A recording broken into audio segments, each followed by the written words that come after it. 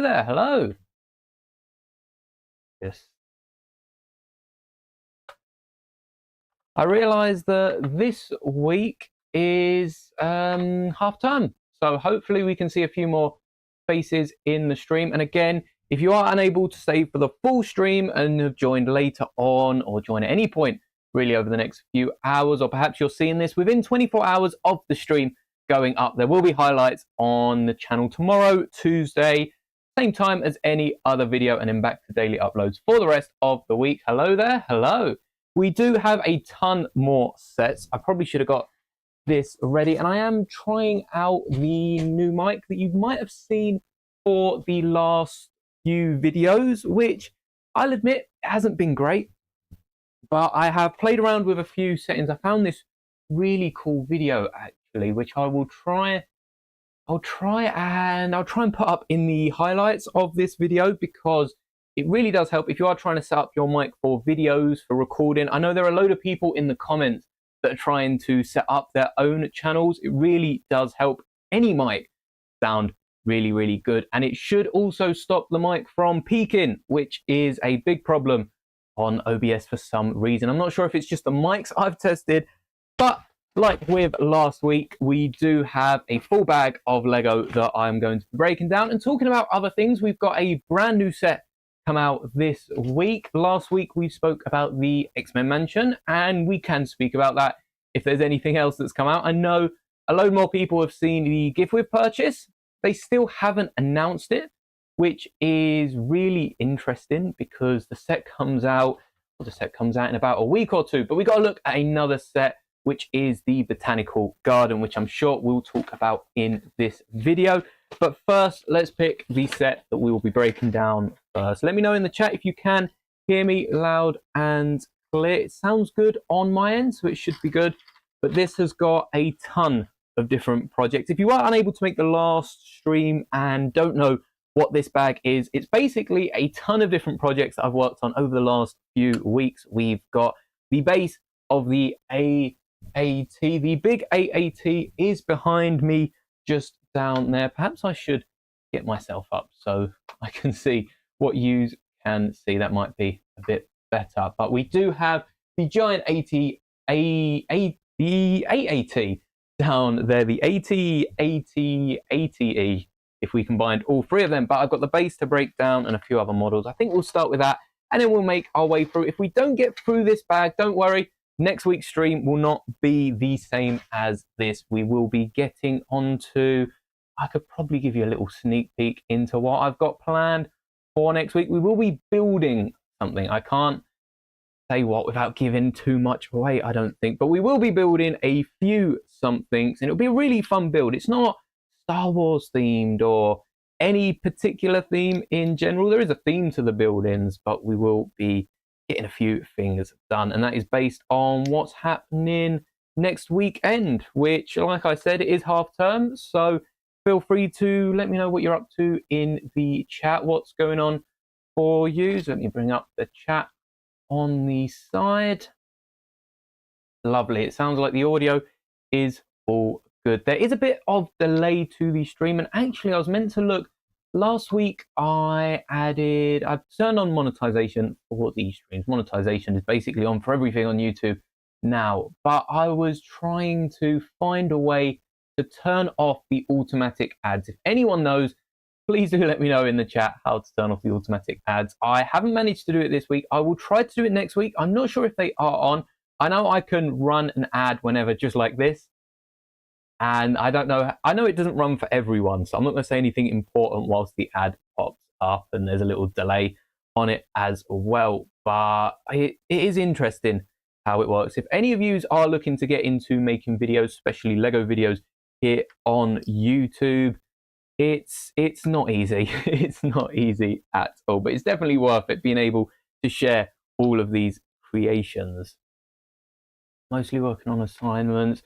That tended to be, especially even for uni over the breaks, they'd always give you assignments. It'd be, go enjoy your holiday, go spend time doing things you enjoy, and then they'd just stack you full of assignments, homework, and different things that a lot of it was optional, I'll admit, for me, but still wanted to get it all done. But for the most part, it was a last minute rush on the final weekend. I never left it to the last day. I would not recommend doing that. But you know, maybe a day or two beforehand, I would just spend the whole time doing that. And that takes me back some. I don't do that with videos anymore because it's just not worth the rush. It's better to get it out of the way and get it all done before the last minute, really. Have a look and split this onto exam period. Oh yeah.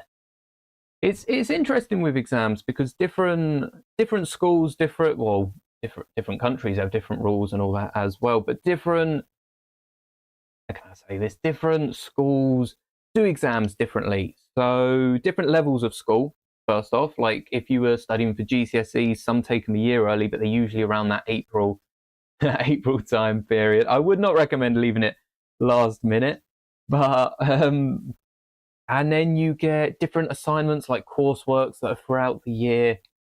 I don't know, I prefer having the exams all at the end of the year so it builds up, but it can be a lot having a couple exams one day and then you're going to the next day or perhaps after the weekend having a ton more exams. But this is a Lego stream and this is exam free. Thankfully, I'm not going to ask you to take a test at the end of it. So I don't know what the test would be on. A Lego exam would be really cool. I'm pretty sure there is somewhere that will do a Lego course. I guess it's almost architecture with Lego. It depends what you're building. I don't think Star Wars ships could class as architecture, but I definitely think some of the, like we were talking about, the botanical set, which we will get into talking a bit more later on in the video, but something like that could definitely pass for some sort of architecture coursework, or perhaps a lot of the designers for Lego probably have some sort of architecture degree or something that relates to that. I'm not sure the process in becoming a Lego designer. Not really something I've looked into. I never wanted to be a Lego designer. I just liked the work that they did and was more than happy just building whatever I like. You'll see it in a few of my mocks, like the recent Delta, which I have no idea where I just saw it in the camera. Like the recent Delta, this would not hold up to a Lego set. I never was interested in the play scale limitations because the wings for this is something that I've used a lot for this model. There's not a lot of hinge pieces in it. Just held on with these clip elements, which it's not the strongest. It's not the best. Hold that up just a little bit. It's not the best attachment for any sort of Lego build because it just doesn't hold up to the play that a Lego model really should hold up. They are toys at the end of the day. They're not meant to be sat on the shelf. They spend most of the time on a shelf, but it just, you bash this into a wall, into the side, or into another Lego model even, and these wings are falling straight off. I am going to work on, I said in the video actually for that, I was going to work on one more, and I can't remember the ship. I've got a ship in mind. I already started modeling and then put it off for a few videos. So I'm going to do that one. But someone mentioned another vehicle in the comments that I thought would be really cool. And it's a bigger one. It will take quite a few of the set to build, but it does. I can't remember what that is. I'll have a little think and then I'll see if I can remember that before the end of the stream.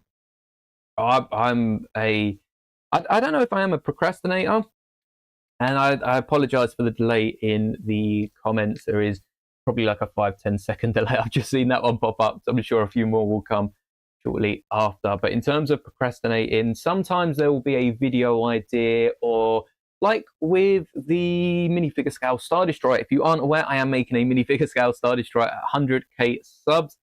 And I've had a few other people comment other things I can do to get around it. And there's been actually a big push for the Star Destroyer to be a Venator. I think the Venator and the Star Destroyer in general, there are size differences, and the Venator is on the smaller side of Star Destroyers.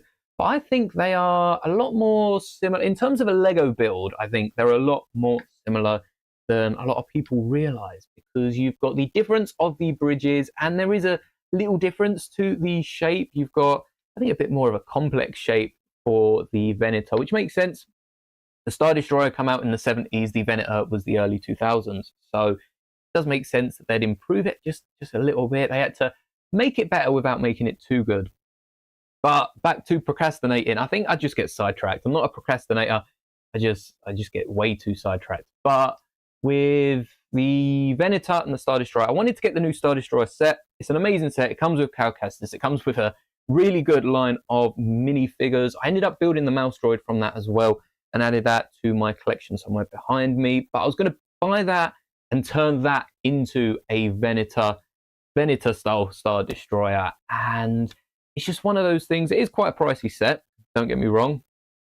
And this channel isn't making enough money just to go out and be buying Lego sets all the time. But it's one of the things that I kept putting back and pushing the video back, and other things were popping up that I wanted to build instead. And there's only so much time. I spend most of my week here building something in Lego. At the minute, I'm working on minifigure designs for Wednesday's video, which I again talked about last stream. I'm not going to bring it up again.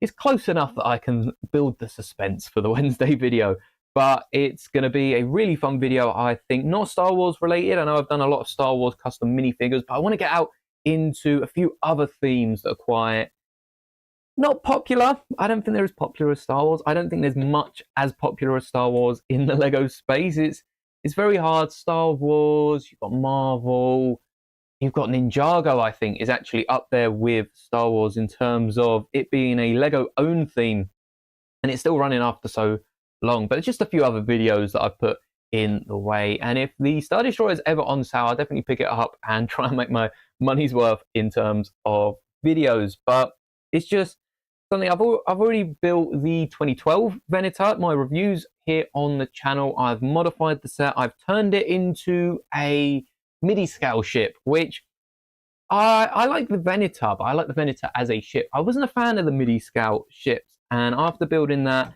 I think that just solidified the fact I wouldn't pick it up. So I don't think I will be picking up a MIDI scale Venator if we do get one next week. I don't think we're getting any Lego Star Wars sets next week. That would be fun. I think we've only got the two Lego sets free gift with purchases coming out next week.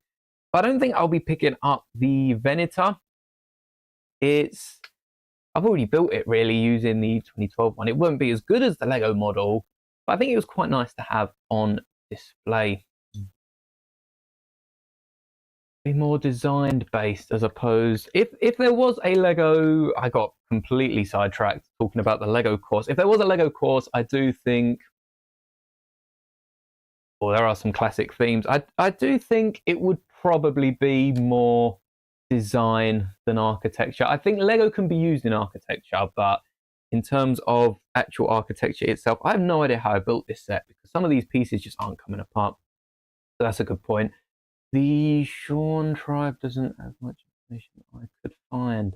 Oh, is that to do with your work? It'd be interesting if, because Lego do have an education line, and like I said, when I was printing the bricks, they have bricks that are about this big to help with building, and I'm not quite sure the purpose of the big foam bricks. I think they are just supersized Lego bricks to show different, I guess they show like a base understanding of different building and that, and they could be used in design and architecture through that means. And building blocks in general do help with being able to stack things. I mean, they have letters and numbers printed on all the Duplo bricks, and that does help with education side of building. But it is interesting how we've got sets like the brow, like the numbers, but Lego still doesn't have any. They're not really sold. These, I think the brow sets were sold. They weren't initially, but they were eventually, which is quite nice of them. And like I said, with the Duplo sets, you get the numbers, you get the letters, but I don't think they have as much a root in education. I feel like they're more toys. Toys tend to have numbers, shapes, and like you've got that wooden box with the different shapes and the different size holes. I still feel like they're toys rather than tools, I guess, education tools or something like that. As for other popular themes, I think Castle, Space and Pirates are popular because of their short-lived themes, the like space. Space keeps coming back, but the classic space minifigures that I've got on display just up on my shelf. I wonder if they kept making sets of them and if they weren't as rare as they are, because there's certain minifigures. The Orange Spaceman was exclusive to a book that come out quite a few years ago. We got the Lego Movie 2 Battle Pack come with pink and yellow. No, yellow and white come out before. I think it was just pink that was exclusive to that. But then we got the Black Classic Spaceman, which was exclusive to a few old sets and then come out in an exclusive, I think it was Toys R Us 2015 set. I do wonder if the themes kept going, would they be as popular? I think that's the big thing with Ninjago. I think it would probably be one of the longest running Lego themes. I'm not sure how factual that is, so you will have to Google that before telling anyone else. But I think it's safe to say Ninjago is definitely one of, if not the longest Lego own IP. And I get Castle, Space, and those aren't exactly.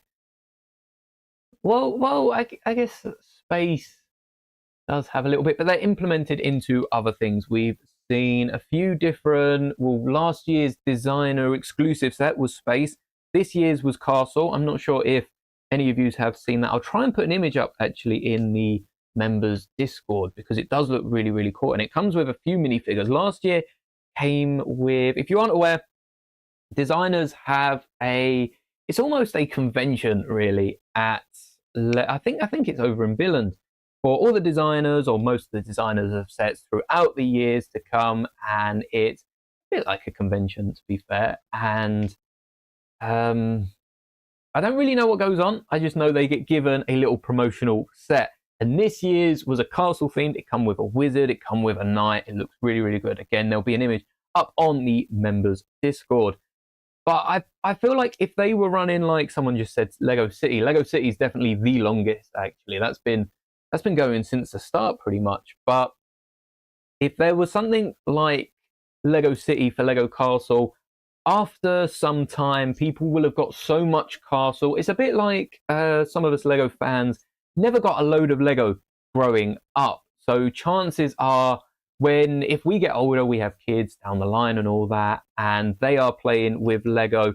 Because of us not having so much Lego when we were young, if we have that disposable income, we'd be buying them a lot of Lego, and it would not be as fun, not be as interesting to those. I think I saw Shy on Shy Time Is My Time, sitting on a stoop podcast. Again, spoke about that before on the channel. Amazing podcast. Check it out if you are into podcasts. If podcasts are your thing, it's a great podcast. And he was saying about, on one of these podcasts, about he has so much Lego that his kids aren't as into it as him. Not because they're not enjoying the Lego, but because there's so much of it. They know they can just get, if they wanted a Lego set or something, they know there's a solid chance it's going to be picked up, that sort of thing. And that is a interesting road to go down, because if we were getting Lego Castle sets, we've got a few recently, but because Great Snow Blizzard is studying civil engineering, is that like a psychology and sciences, not getting along, or like a biology and physics sort of friendly banter between the two? But if there was something like Castle Space, I definitely wonder if they were still making sets, if they'd be as popular. No doubt they would be popular. I'm not trying to say they're not popular themes. I would definitely pick up a fair amount of them. But would they be as popular as something like Ninjago? Or, I mean, City does still hold up, to be fair. City, there's only so many times you can have a car or a house or an ambulance or a police car, but they do switch it up. So perhaps we need something like this year. We've got a load of Space City sets, friend sets, and creative sets. The creator, not quite the free ones, but just the creative boxes. I think there was something else as well. I remember City, Friends, maybe it was the creator ones.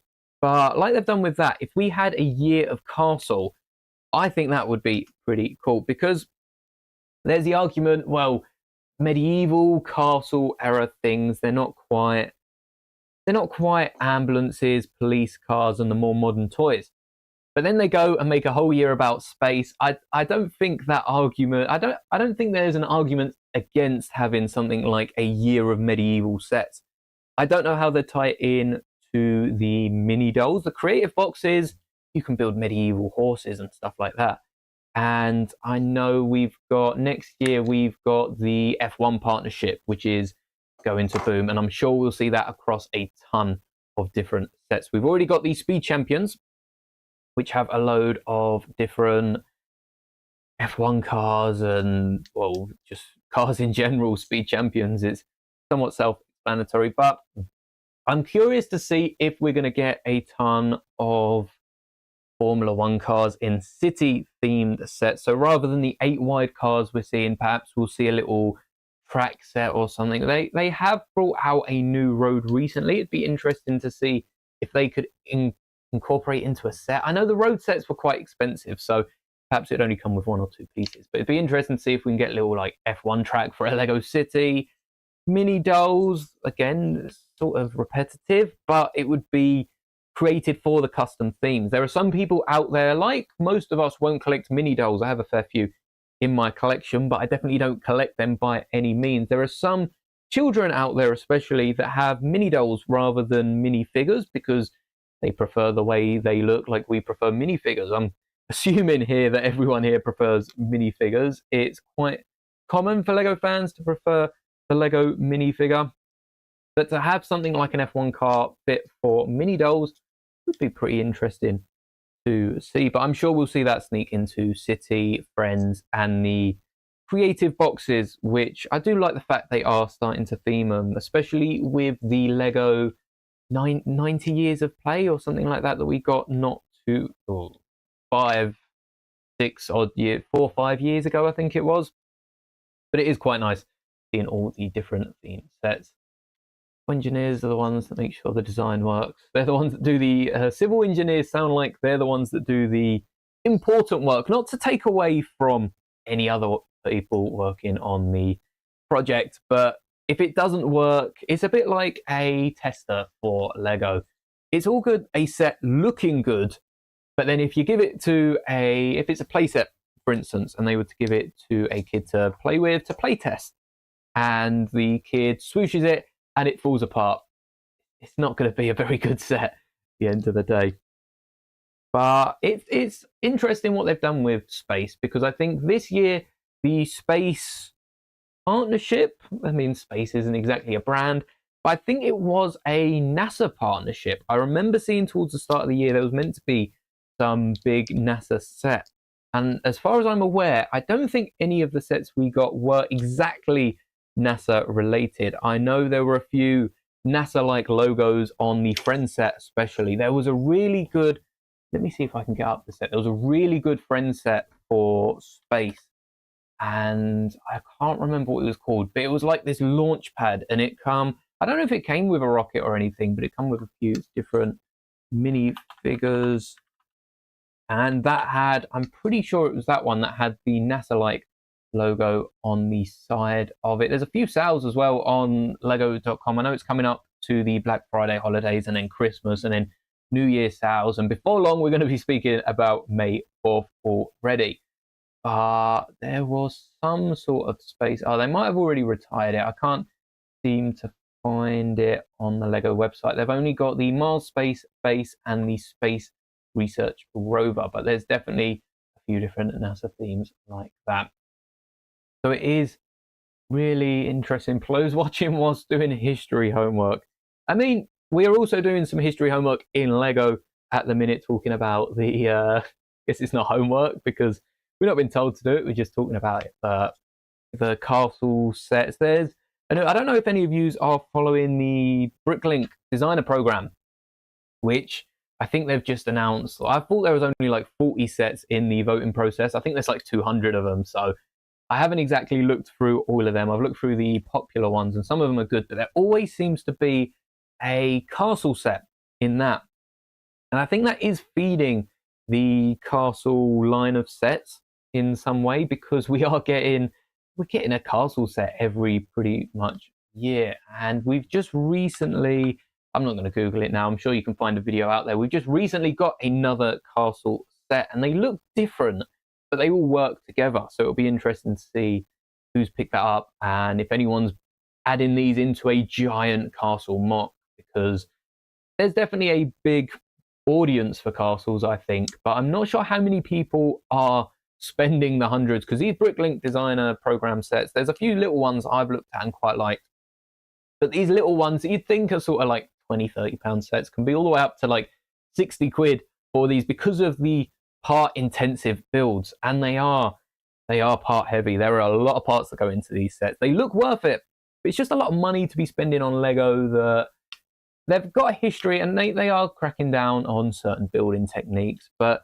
they don't fit like a Lego set. A Lego set is very basic, is very strong. There's not usually, and I'm sure a few of you can probably point out the odd technique that not as weak as mine, but is a bit weaker for Lego. Historically, they've not had the best grip in certain parts, which is interesting. And a good thing about adverts, I'm not sure if any of you have had an advert pop up. If so, I do apologize. I will try to solve that for next week. But when I want to take a sip of water, I can insert an ad like this, and I'm not quite sure if this inserts the ad live for me or if this inserts the ad live for you. So perhaps I should have done this in a few minutes, but it looks like the ad runs for about 4 seconds. But hopefully no one gets any of these 30-second, 45-second unskippable ads, or any of the mini ones. Ones that tend to be over 30 seconds do tend to be skippable. But I'm not a massive fan of adverts on YouTube. I try to, if any of you have watched the video throughout, you'll notice that towards the end, like half the video is completely ad-free, because I add, how do I work my ads? It's not exactly something that I don't want to talk about. I'm happy to talk about ads and everything, but I add an ad towards the start of the video, because most people watch the start of the video, but you get about halfway through the video and the people that are sticking around just want to watch the video. So then I try and lighten up on ads, and I know I could just spam a few because most of them are just going to be skippable, but as a viewer, I think having portions of video, especially when it gets interesting towards the end of the video, I'm usually trying to wrap it up, and having an ad come in really breaks off the experience. And if I'm getting towards the end of the video and an ad pops up, I'll admit, usually I just click off and start watching the next video. But we've gone on so many different tangents here. Yeah, so I for members get their own videos. Again, I'll probably add a portion to the start of the highlights for this video advertising it, because I am horrendous at advertising members. I've got, last week I remembered that I had an idea set, and I'll try and find the link for that and add that in the description of a few videos, or perhaps pin some comments as well. But my idea set has not been looked at for a while. I think we're about a quarter of the way to the next milestone, and we've got a couple 100 days, or at least 100 days to go on that. But with ads in videos, I don't monetize anything for members. I mean, we only have a handful of members, so yeah, I'm not missing out on a ton of money, a couple pence here and there. But for the behind the scene videos, which we've got another one coming out in about a week or two, we go behind the channel and look at either like popular video topics or other things. And YouTube Premium is definitely a way to work around the ads. But I don't monetize those videos, and I've seen complaints on other channels, not on mine yet at least, about YouTube still giving ads.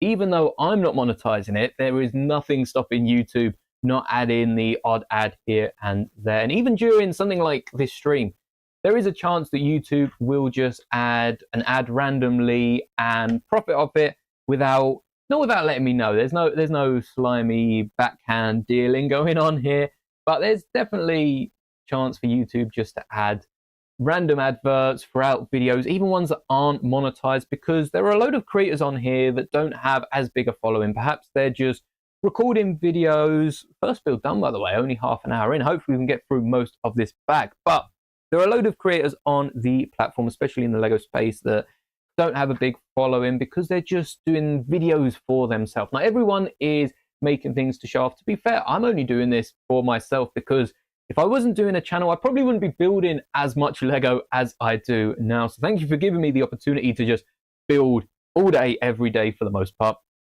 But I'd also just be doing this and showing off my builds. Perhaps I wouldn't be going into as much depth because I'd just do a minute video showing off the build. That'll be it.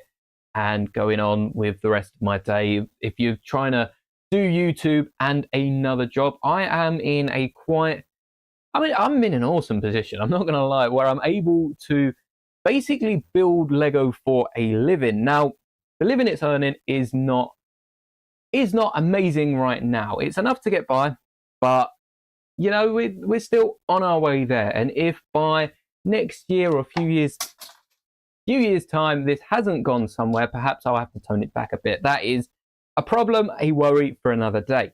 But I've got YouTube. I've also got Rubricable, which helps a lot. Like I said, the channel members are going above and beyond. It's almost like a donation system with channel members. They choose to pay so much a month. They get access to instructions. Decals are also being added. So my custom minifigures that I am making for Wednesday's video, as soon as that video is polished, edited, and all ready, probably tomorrow night, sometime on Tuesday afternoon, or depending where you are in the world, to be honest. But as soon as that video is ready, I will add the high quality decals. I'll try and share screenshots in the video as well, but I'll add the high quality decals onto the Discord, publish the video a few hours early for everyone that is up to see it. And it's just a little way for a little donation every month. You get a few bonuses here and there. And we've got a few that have stuck around for quite some time. And you can see with Great Snow Blizzard in the chat, the Silver Stud, which I don't remember all of the tiers. I remember the stud colors because they're the same as the Lego games. So you've got the bronze, silver, gold, blue, purple. I think there's 5, and that takes you up to like a year of watching, I think. And then you, after a year, move into the bricks. So we've got the we've got the red brick, then the gold brick, and then the kyber brick. I think there's 8 of them. But there's different systems for that, so you can show off in the chat. And we also have stuff like emojis, which can be really fun, but you only get so many emojis for so many members you get. So I think the next milestone is at 8 members, we get 5 more emojis. At the minute, we've got thumbs up, thumbs down. I don't remember the other. I think we've got 4 emojis. The thumbs up, thumbs down were because on my older videos, I can't remember what I used them for. I used them for something in the comments. I didn't really use them too much, but they were used for something to show. I think it was when we were voting for sets and there was a thumbs up. Either way, they were used for something, and I think we can change the emoji. So if any members have any ideas of any emojis you'd like to see for the next, I think it's 5 or so, then hang on for the bricks. See, I've done my homework with my members. Just about. There you go. You see the thumbs up as well. And if any members do have any ideas for any emojis, be sure to whack them in the chat, in the comments, in the Discord as well. There is a few different channels where you can give a little bit of feedback, anything you'd like to see going forward. I can't guarantee it will happen by any means, but it is nice to see and to hear in comments, because a lot of comments do get lost, especially when I'm looking through comments on YouTube. They don't really give me any way to see comments that have been well, you can see comments that have been responded to, but what you can't see is comments that have been recently responded to, which does get a little bit annoying, because you go on comments with new replies and it will give you the most recent comments as opposed to the most recent replies, which means if someone's responded to a comment that I've made, or well, it's usually someone's commented and then I've commented and someone's replied, that will be at the top. And it would be nice to see a feature a bit different to that, as well as the fact that not every comment gets notified for me. So just before this stream, I spent about an hour or two. So well, let's run another drink break. I spent about an hour.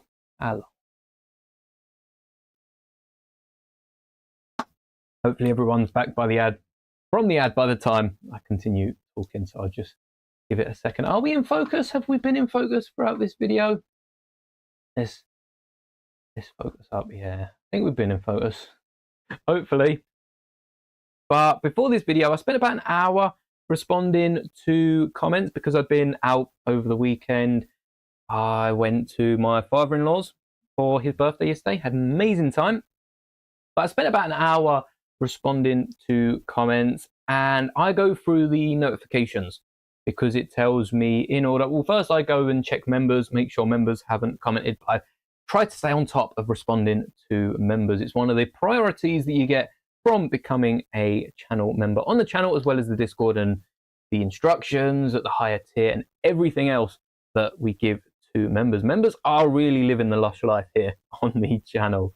And I respond to members first and then go through all the different notifications. And there is a part of me that wonders if sometimes YouTube does miss out the odd comment. So if you aren't responded to, I'm reading the comments now. If you aren't responded to in the description, in the comment sections even, then it's nothing personal. I just haven't seen your comment. I tell you what was really, really hard doing it on the short that's got nearly 1 million views. I'm not quite sure what that short is on. I should really have like 3 more monitors just to have one of me, one of chat, one of lego.com, and then one of YouTube. But I can tell you that that short is currently on a total of 810,000 views, which is absolutely bonkers. I'm pretty sure the first time it peaked at something like 20k, or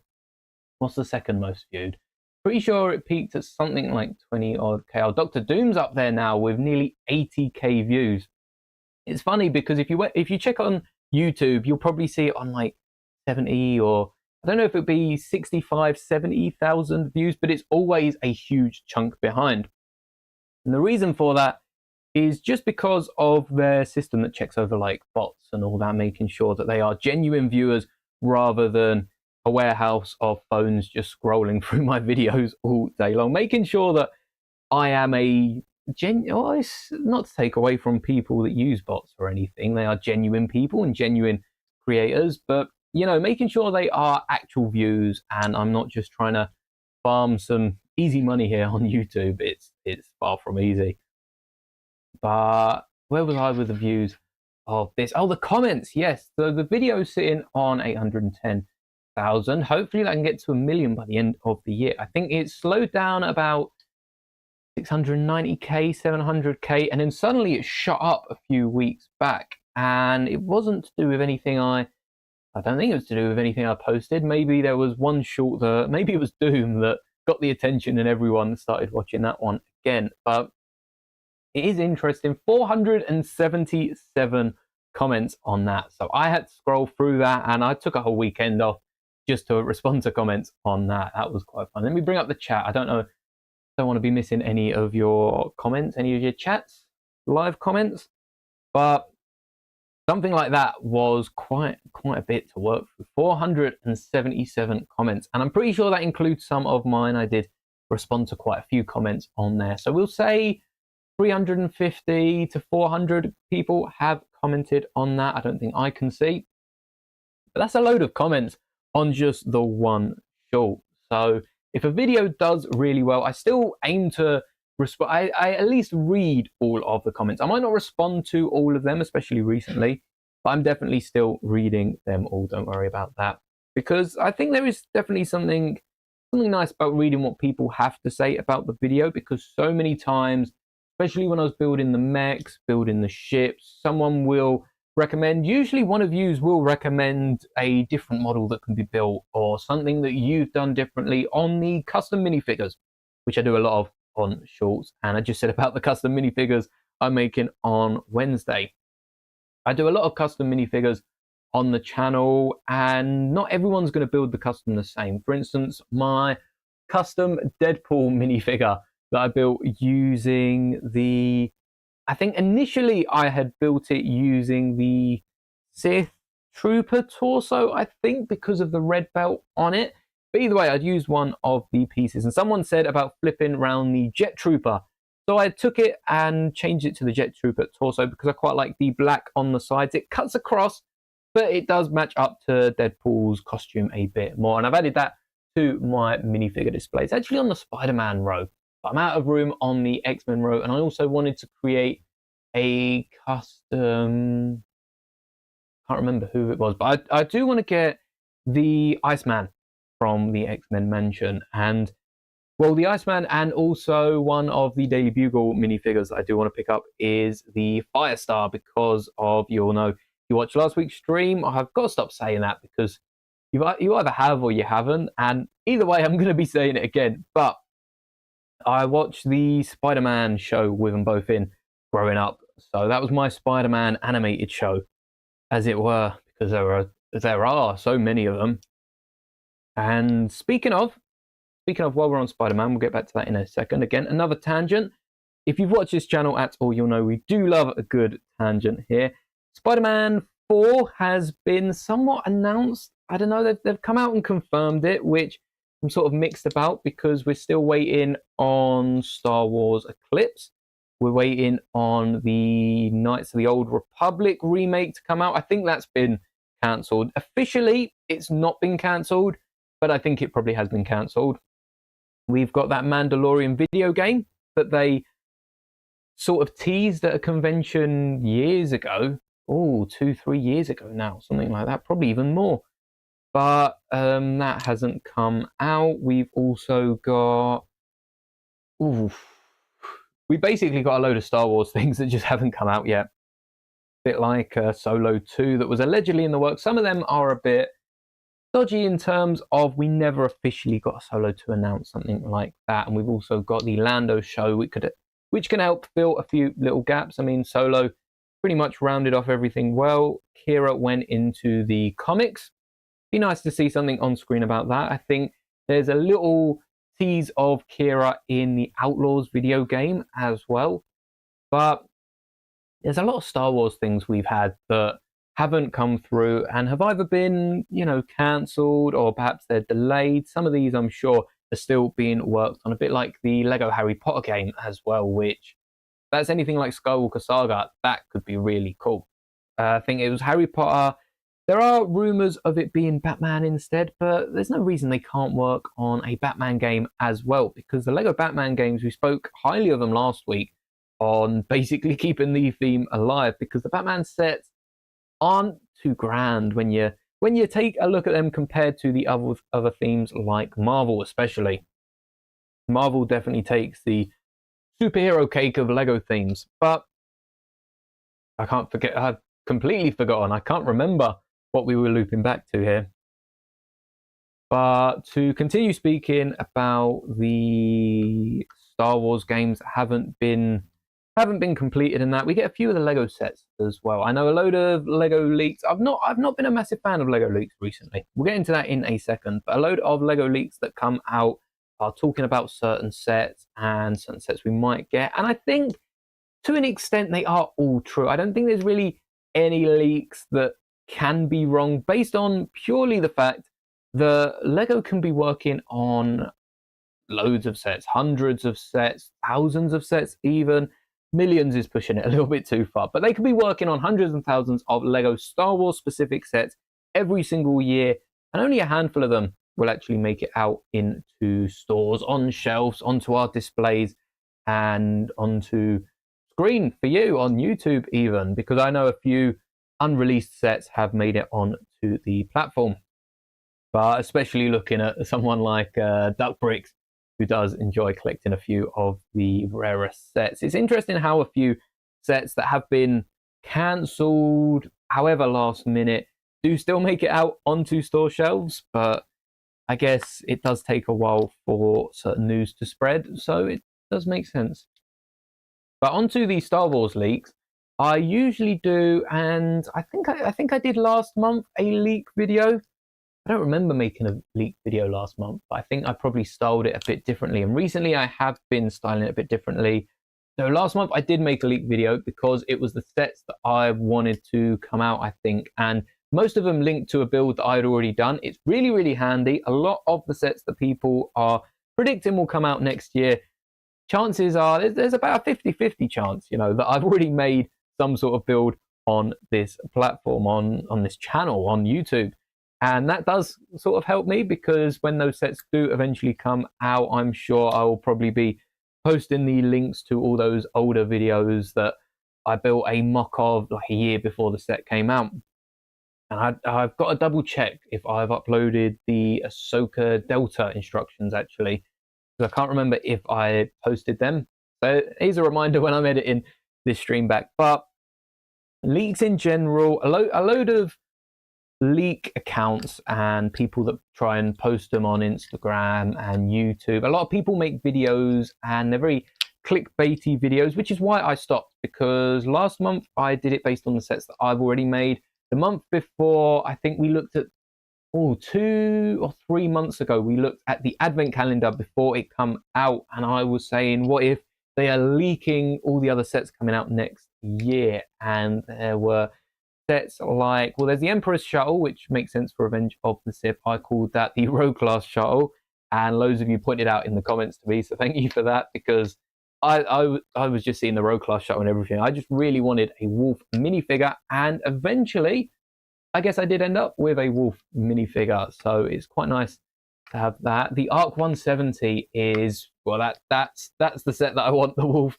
Pack, not the Wolfie, but the Wolf Pack clone to come in, which we've seen Cody, we've seen Rex, we saw Vaughn as well. I don't know if I'd include Vaughn. I mean, I've got to include Vaughn. I can't just leave Vaughn out. But I don't know if Vaughn is included because he's quite a regular he's a bit like Veers, who technically is a named trooper, but you can also use them to be anyone. They're not well enough known. Like, you couldn't whack a Han Solo in a mock and call him anything other than Han Solo, really. You could do it, but everyone's going to know that's Han Solo. With Veers, you can perhaps even swap out the head and call him General Veers instead, and that works for a mock.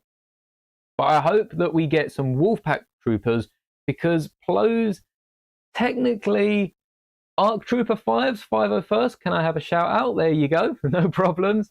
But with the Arc 170, Plo, technically in Revenge of the Sith, had his 414th, or his 414th the Wolfpack. I forget. The green clone troopers always completely elude me, but Plo technically had some unnamed. They weren't the wolf pack. They were just they were just green clone troopers. And we've got the 41st. We've got Doom. So they sort of fit in with the other green clone troopers of Revenge of the Sith. I was having a discussion with Filoni Clones, so I got most of these custom. In fact, I think I got all of the custom clone troopers, even up to the Commando and Purge Trooper. Really good videos, and you can check them out on the channel. Basically, wherever you see custom minifigures, there's a solid chance they've come from Filoni Clones. But Plo Koon had some green clone troopers in Revenge of the Sith. It's in one of the Revenge of the Sith artwork books from the time, and I think it was also mentioned in one of the behind the scenes videos on the disc. I remember seeing something about the clone troopers because they cut out a whole extended battle on the ground that didn't really make it past any storyboards. But canonically, Plo Koon should come with some green clone troopers. That's what I'm trying to say, which would be awesome because I do have a Commander Doom and I could probably edge them into a Doom mock. But I'd rather have the Wolfpack. LEGO have done this with the Mace Windu clone troopers, the 187th.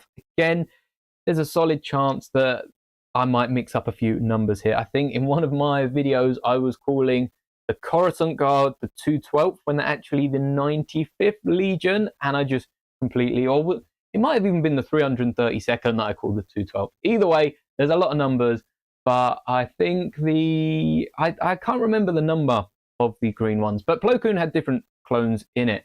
and I think the Wolfpack are definitely better fitted. The 1/87 for Windu were actually the Hasbro minifigures as opposed to the Anaxis Troopers that we see on screen, which are technically the 1/87, but they're not. I don't think they've been canonically paired up with the 1/87 because we see the Phase 1 Troopers in the same colors as the Anaxis Trooper. I do have the Anaxis Trooper somewhere down here as well.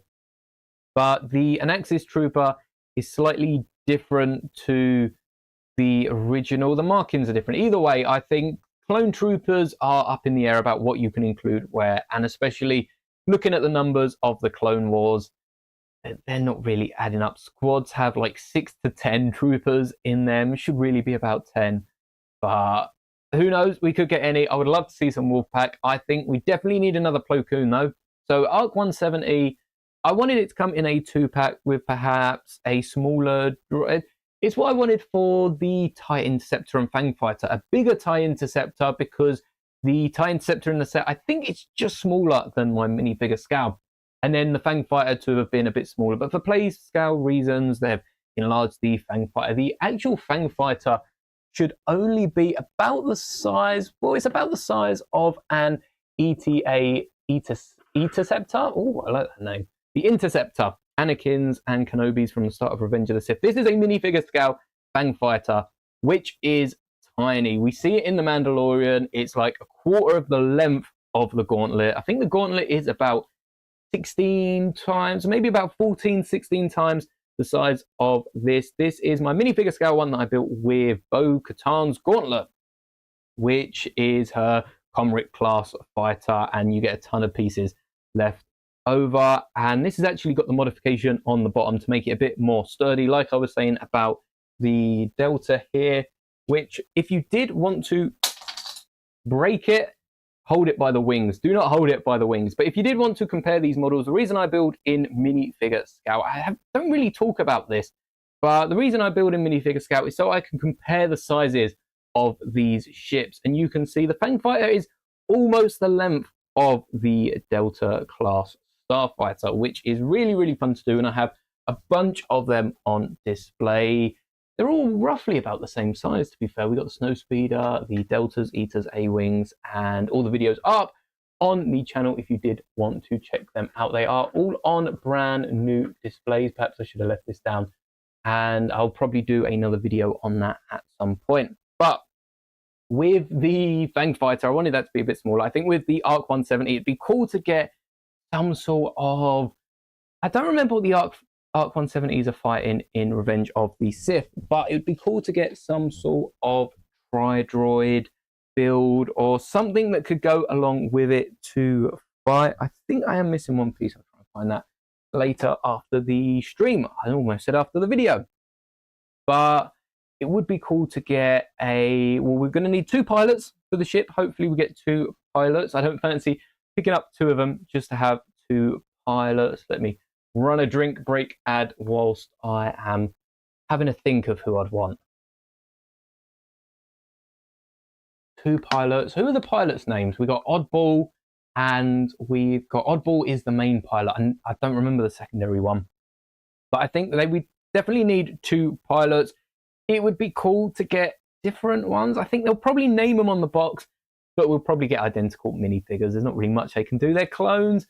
Perhaps what they could do to differentiate the 2 and to have them separately on Bricklink, which we know they like to do with clone troopers, with a jetpack and one without. They like to do it with battle droids, one with a back piece, one with 2 bent arms, one with 2 straight arms.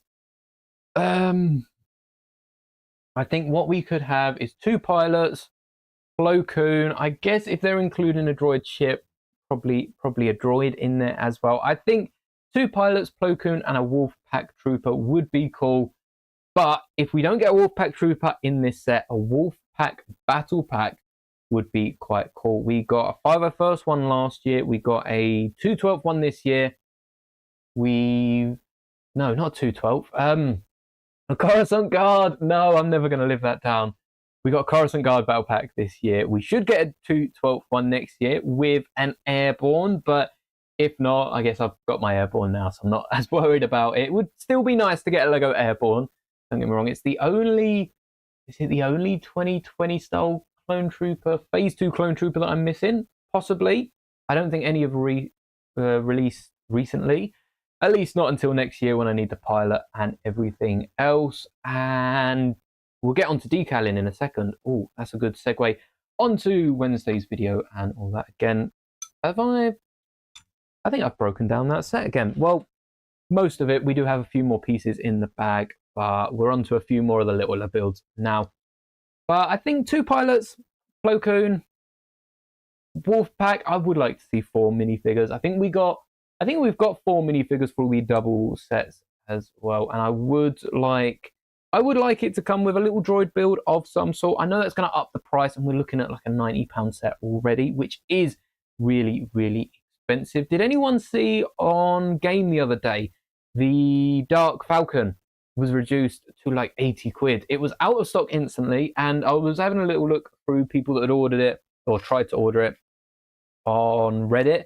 Not many people seem to have Reddit, and I think Instagram as well. There was a image of the deal, and not many people actually went for the order when they saw it, because Game isn't, well, I don't know, I haven't really ordered any Lego from Game. I haven't ordered really anything from Game, but in terms of picking it up in store, I mean, if it's in store, it's in hand. It's a bit harder to get almost scammed out of it. I'm not saying Game is a scam. Game is very good for certain things. I like all their sales and the Black Series minifigures, but it's interesting to see a set go so cheaply and then be removed off the website, because a load of people have said things have happened like this in the past with Lego sets, certain sets, and I don't mean good discounts or good deals. I mean half price, 2/3 off a set, and then Game have turned around and gone, oh yeah, we don't have it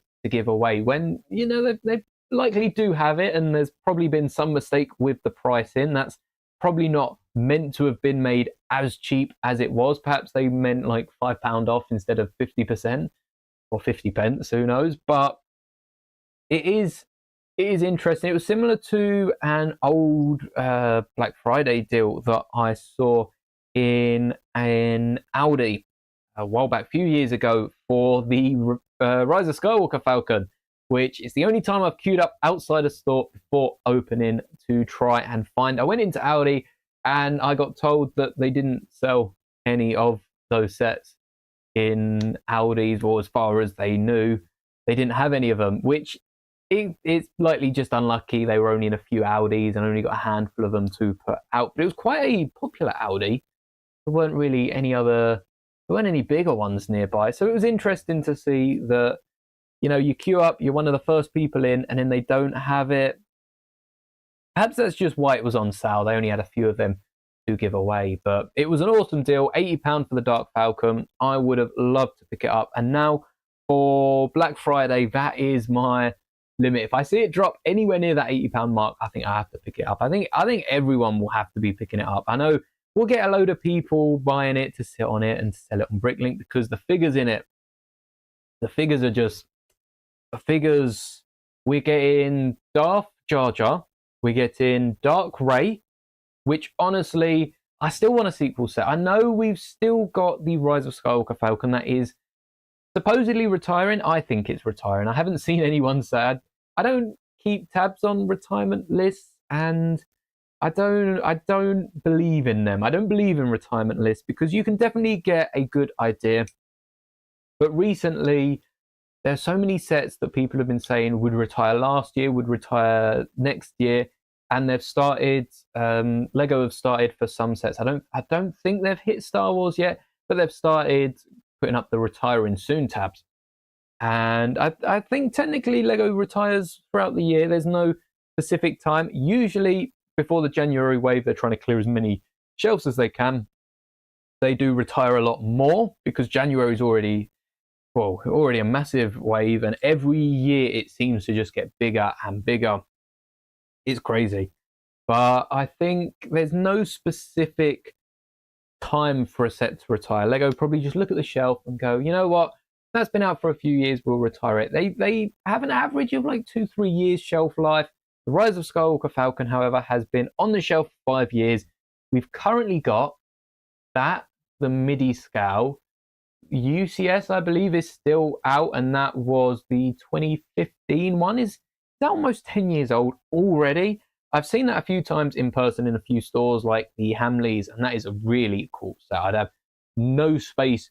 I think if I ended up buying any UCS set right at this minute, I'd either have to clear the unit behind me and budge the Disney castle over a little bit, or just have it on my desk for every single video. I don't think I'd be able to fit it on any other display. But where did I put these brackets? But with the sets retiring, yeah, there's no real. I haven't seen a pattern. I mean, I haven't looked for a pattern. I can't say I have. Perhaps that's another video coming in the future. We've done our minifigure scale video, and perhaps we need to see if there is a pattern to retiring sets. But it's also probably based on popularity, because here in the UK, the Snub Fighter is pretty much impossible to get your hands on. I saw Amazon upped it to like £45 when I last checked. I don't know if that is just an ebb and flow with people buying the set, but Amazon had upped it to 40, I think it's 40, £45. And it's still available on Lego, £20. I posted to the community about it.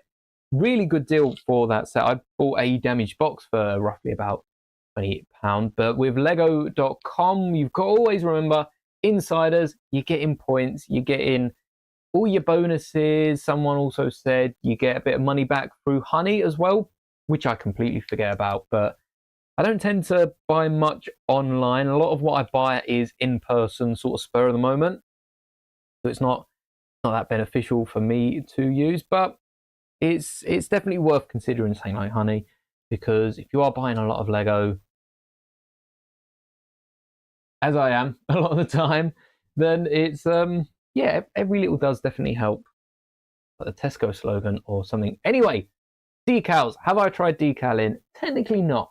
All the decals I have made aren't actually decals, which probably means I could get around not saying the word, but I do, because I say decals, decals. I say it differently every time I make a video on it. But I use stickers, basically. I have vinyl stickers, I have regular paper stickers, and I sort of combine the two to make it look shiny, like printing and stuff like that. And I'm still working on improving that. But for the most part, I've seen a lot of people recommend water slide decals, and I don't really see the benefit. And I think that's time for a drink break while I think about what I'm going to say. I have no idea if these ads are running while I'm taking a sip. They might run early, and then you come back from an ad just to see me take a sip of water. Hopefully they are. And also another thing with ads, I don't know if they just delay the stream or anything, because, oh well, I guess I'll find out when I next watch someone stream, I guess. But with decals, I'm a bit hesitant to start using them. It's quite a complicated process, and it is better for, do I have any decals that are not sticking properly? I guess I could probably get my Dooku, because with my head decals, well, not my head, but with the Lego minifigure head decals, I don't know if I'll be able to, well, I don't need to focus it. You can already see it on camera there, that the face sticker is sticking away from the face. It's just flat. It's just flat to the head. And I know there are ways of getting around it. What I'm going to start doing is printing the head pieces a bit wider and like a bit larger, just so they fit a bit more loosely, so I'm not damaging any Lego and all that, because this is a 3D printed hairpiece. And then I'm going to print the faces a bit longer, so they go a whole way around the head, and then I can actually tuck them into hairpieces. Every minifigure has a hairpiece, has a hood, has some sort of, well, yeah, either a hairpiece or a hood that I can tuck the sticker into, and that will sort of solve that issue, I guess. But water slide decals do stick to the plastic a bit more. The only problem with that is it's a longer process. For these, I print the stickers, then I cover them with a vinyl sticker to make them appear shiny, protect the actual sticker. Whereas with water slide decals, you've got to use the clear coating over the top to protect them. And then you've got the whole application process. You've got to leave them in water. It's only like 30 seconds. It's not really hard to do. If you are interested in decaling, definitely give it a go. And all of the big decal companies use water slide decals because it does just seem to be the way to go. It's a lot easier than trying to by hand print stickers, cover them in vinyl, and do that process on a larger scale because you can get machines to do the water slide decals. But for me, it seems like a lot of effort for custom minifigures, and it's not to say I don't want to put in the effort because, you know, I'm creating custom minifigures using now my own designs for torsos, hair pieces. I'm going to start modifying hair pieces for certain minifigures. Lego just haven't made pieces for everyone. Well, no, actually, they've nearly made pieces for everyone, but not to the level of Lego that they would for a minifigure in a set or something like that.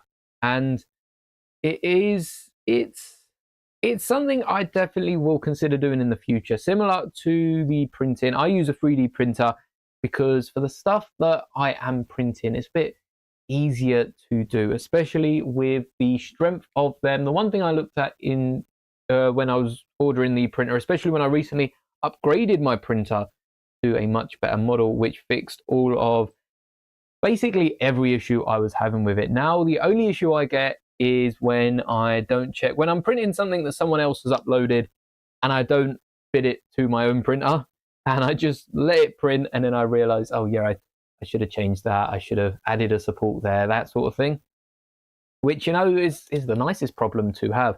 Oh, my bad sort of thing with the 3D printer. But I've looked at getting a resin printer as well. I've got the brightness set to automatic and the sun's just popping in and out, and I'm gonna be honest, it probably will do all morning. I usually record videos with the window shut, but for some reason the light doesn't seem as bright when I'm recording on the computer. That's another thing. I played around with my mic. I don't know if I mentioned it. I played around with my mic over the weekend and this morning. Well, I watched a video before, about 5 minutes before this stream was going live. I watched a video to play around with a few settings, and again, I will leave it linked in the highlight video, or they will come out tomorrow. So check that out if you do want. I'll leave it like top of the description if you want to go straight to watch that video, especially if you stuck through watching all of this stream. But with it, we where was I about 3D printing and resin printing? I have looked into resin print. I've completely forgot what I was going to say, but either way, with the about record. I was past talking about printing. Anyway, with the computer, I've switched from recording just simply through my phone, hitting record, hoping I'm in focus, hoping the mic stays connected, because that is another thing. I can actually see that the mic is on and my voice is being picked up now, which is, for peace of mind, so much nicer than having to walk over, check the camera, and then walk all the way back, or like add a mirror or something that I can look into. It's so much easier to do. So I'm never going back to recording on my phone now. Well, not never. Possibly never. But with this, I've played around with my mic, tried to get it sounding a bit better, because the automatic voice on OBS is horrendous. It really, really doesn't sound that good, at least not with these mics, because you'll notice the last three or four videos, I think 3 videos, have been a bit funny sounding in terms of how, I mean, it's peaked towards the start of the video. It gets better as it goes on because I tend to get a bit quieter, and that's another thing. With this, when I'm speaking a bit quieter, it should pick it up the same as if I suddenly start raising my voice or saying something that's got quite a harsh, like, keys and that sort of thing. Hopefully you notice, or hopefully you don't notice it, and it just sort of goes back to how it was. I don't know if it will be any better. I don't know. I'm less fussed about microphones, I think. As long as I can hear what someone's saying, good enough for me.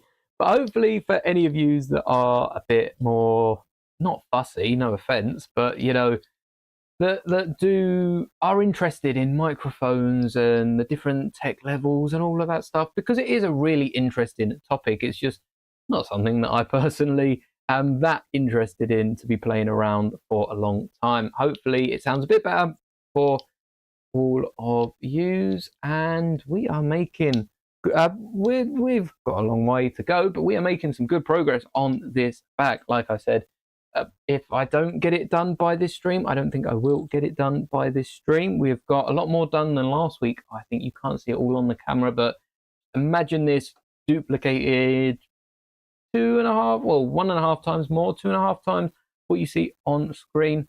It's looking pretty good. But as far as decals, I don't think I'll do it anytime soon. If we have a big boom in the channel, perhaps I'll look into getting some decal paper. I think with decals, the big things you need are water slide paper. You need some sort of clear coat for the top of whatever you've printed, similar to what I use the vinyl paper for, but you wouldn't be able to use the vinyl paper on top because it defies the point of using the water slide. But and then you need water, which is fairly accessible nowadays to most people, thankfully. But it's definitely definitely on my radar. That and a resin printer. I know there is the Scrapbox uses a resin printer, which gets a bit of a smoother finish. I do want to start printing some sort of minifigures, because the big thing with decals, with stickers, with the likes of it, that I noticed really early on with my Shadow Troopers that I printed, they don't stick to Lego minifigures. Well, they stick to Lego minifigures. They don't stick to Lego minifigures. That's a problem with the applicator or whatever you're using to stick it. But they don't stick flat to minifigures. And it's a problem I don't think many people realize. When you're looking at a minifigure and you're trying to stick something on the legs, I don't think I've got any examples because I usually just cut around the sticker. But when you try and bend the leg up, Lego are so precise with their measurements that there's no gap between the legs and the hip pieces. And it doesn't allow the stickers to go anywhere, really. It doesn't allow the stickers any room for movement. You try and bend a leg, or like with the hairpiece, you try and stick a second sticker on it, that hairpiece is no longer sticking down. I noticed that quite early on, and the biggest solution I've seen on the internet is sanding down Lego figures, which, to get rid of printing if you've got like a few old ones that you've had and they're not exactly in prime condition, fair enough, to each their own. I can put that straight in the drawer. But I'm not a big fan of destroying Lego. There are very, very few pieces I've destroyed. I almost destroyed a Qui-Gon Jinn hairpiece, and thankfully you all pointed me to Padme's Clone Wars hairpiece to represent my hair, which it does work. Perhaps I need to make another hairpiece for my sig fig with some sort of headband on it, because I've been wearing this in a load of videos recently. But I do like the sig fig hairpiece.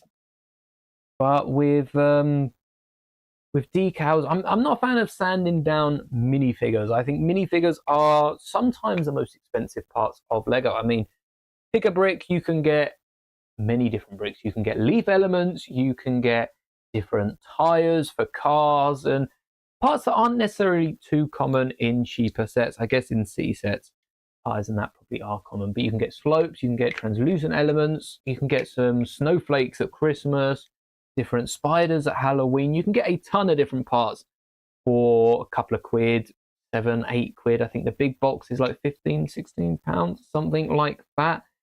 Unless I've got that completely wrong and the small box is even cheaper. But I doubt it with a pick a brick wall. It is a little pricey. Prices have gone up, but it's great value for what you're getting. Compare that to the Build a Minifigure station.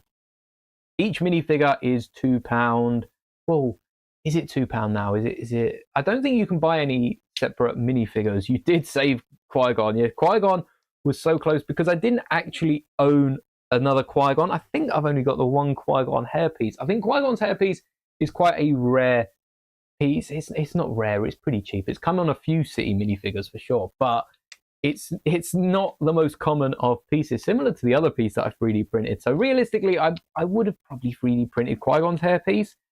But yes, Qui-Gon's hairpiece was about to get cut down, about to get sawed into pieces, and I can't believe how many different hairpieces there are. I was taking a look at Shin. So when I made my custom Dooku minifigure, again, another tangent, do love a tangent.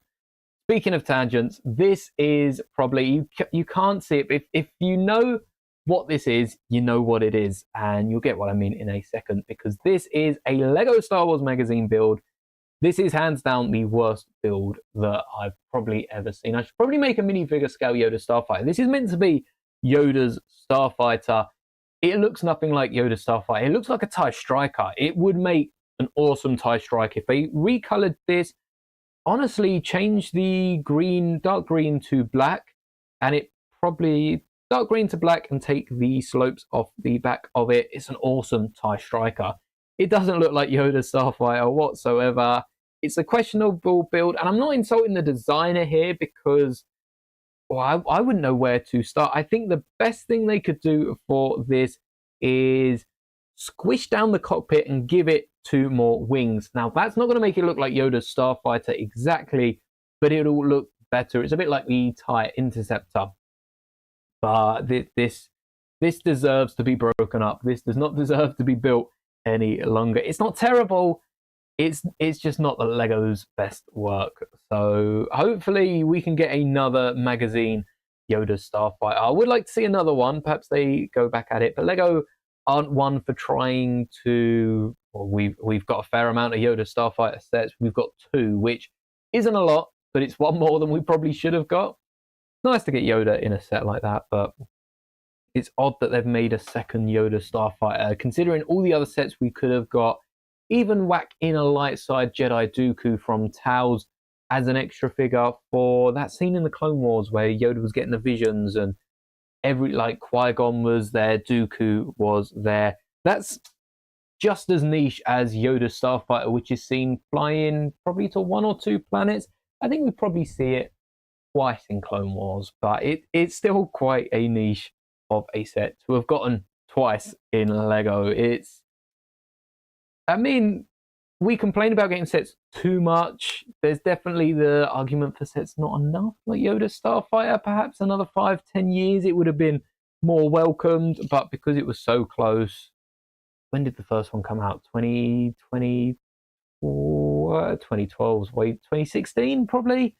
So it's probably like 5-10 years. Yeah, I don't know. There's an argument for it. I wasn't too keen on it. But what were we talking about before this? I feel like I said that so many times this stream. What was I talking about? I need a constant reminder. We're talking about decals. We're talking about ships. We're talking about Yoda's TIE Striker.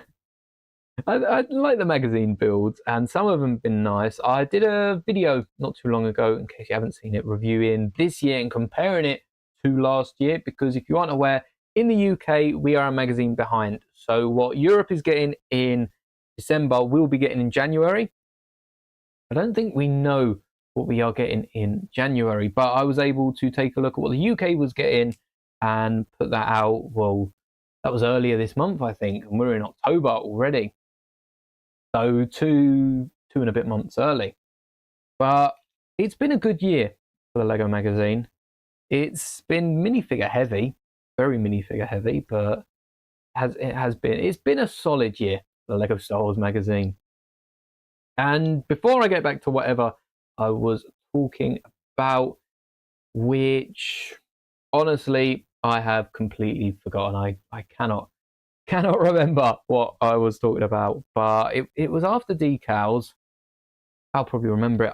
I do not like this combination of pieces. We've got a dish element with a round. Well, I don't know if a square 2x2 jumper is any better, because with the dish element, it's quite flush. I don't think a square 2x2 jumper. I think a round dish with any sort of jumper just should not be allowed. A 1x2 jumper would be all right, but it's just so hard to pull off of. Probably put that away when I was over there. It's just very hard to pull it off of any sort of 2x2 shaped plate. So, or to be fair, a 3x3 wouldn't be much easier. But it's one of the hardest combinations. I know a load of people with 2 little plates struggle. The brick separator comes in clutch for that. It makes it so much easier. But we need a tool to help us remove dish elements off. Maybe that's the next brick separator. I'm working on my Lego display. which we've got up here, which is originally it was made to replace the CMF base. Then we sort of took a little tangent and it's gone all over the place. But I am working on the next element for this, which should be a bit better than this one. Hopefully I can actually have studs on top. There were meant to be studs. I said this in the comments of that video. There were meant to be studs on top of this. I forgot to actually attach them when they were printed. So they printed this and the studs looked like they were on it. And then when you pulled this or the other bit of supports off the base of the printer, they just weren't attached at all. It weren't a printing error. It was actually in what I used to print in Bamboo Maker, I think, or something. I hadn't attached the studs to the top where I'd copied it over from my old software. So hopefully I can fix that for the next one. But I've completely forgot where we were. Anyway, with the new set that's coming out, I said we'd talk about the Botanical Garden, and I don't think I've spoken much on it because it's got another gift with purchase. Last year for November the 1st, I did a video, one set, one gift with purchase, and I was looking forward to making the sequel about all about the X-Men Mansion. Very fitting that the X-Men Mansion's the only one releasing last year. Last year November must have been the PE Piranha plant, I think, which ties into the Botanical Garden, perhaps, or the Botanical Garden. I think it is the Botanical Garden, and very flower themed in November. But then they released the Botanical Garden, and they've actually released another gift with purchase. I saw the thumbnail of Brixie's video with the bookshelf that we were talking about with the dodgy globe element. Turns out I did a bit of research. That globe element has been in like 5 sets. We got 2, or was it 4? I think we got 2 of them in the Ship in a Bowl. It come in a little Pirates of the Caribbean set as well, so it was quite affordable, as well as like 2 or 3 other sets.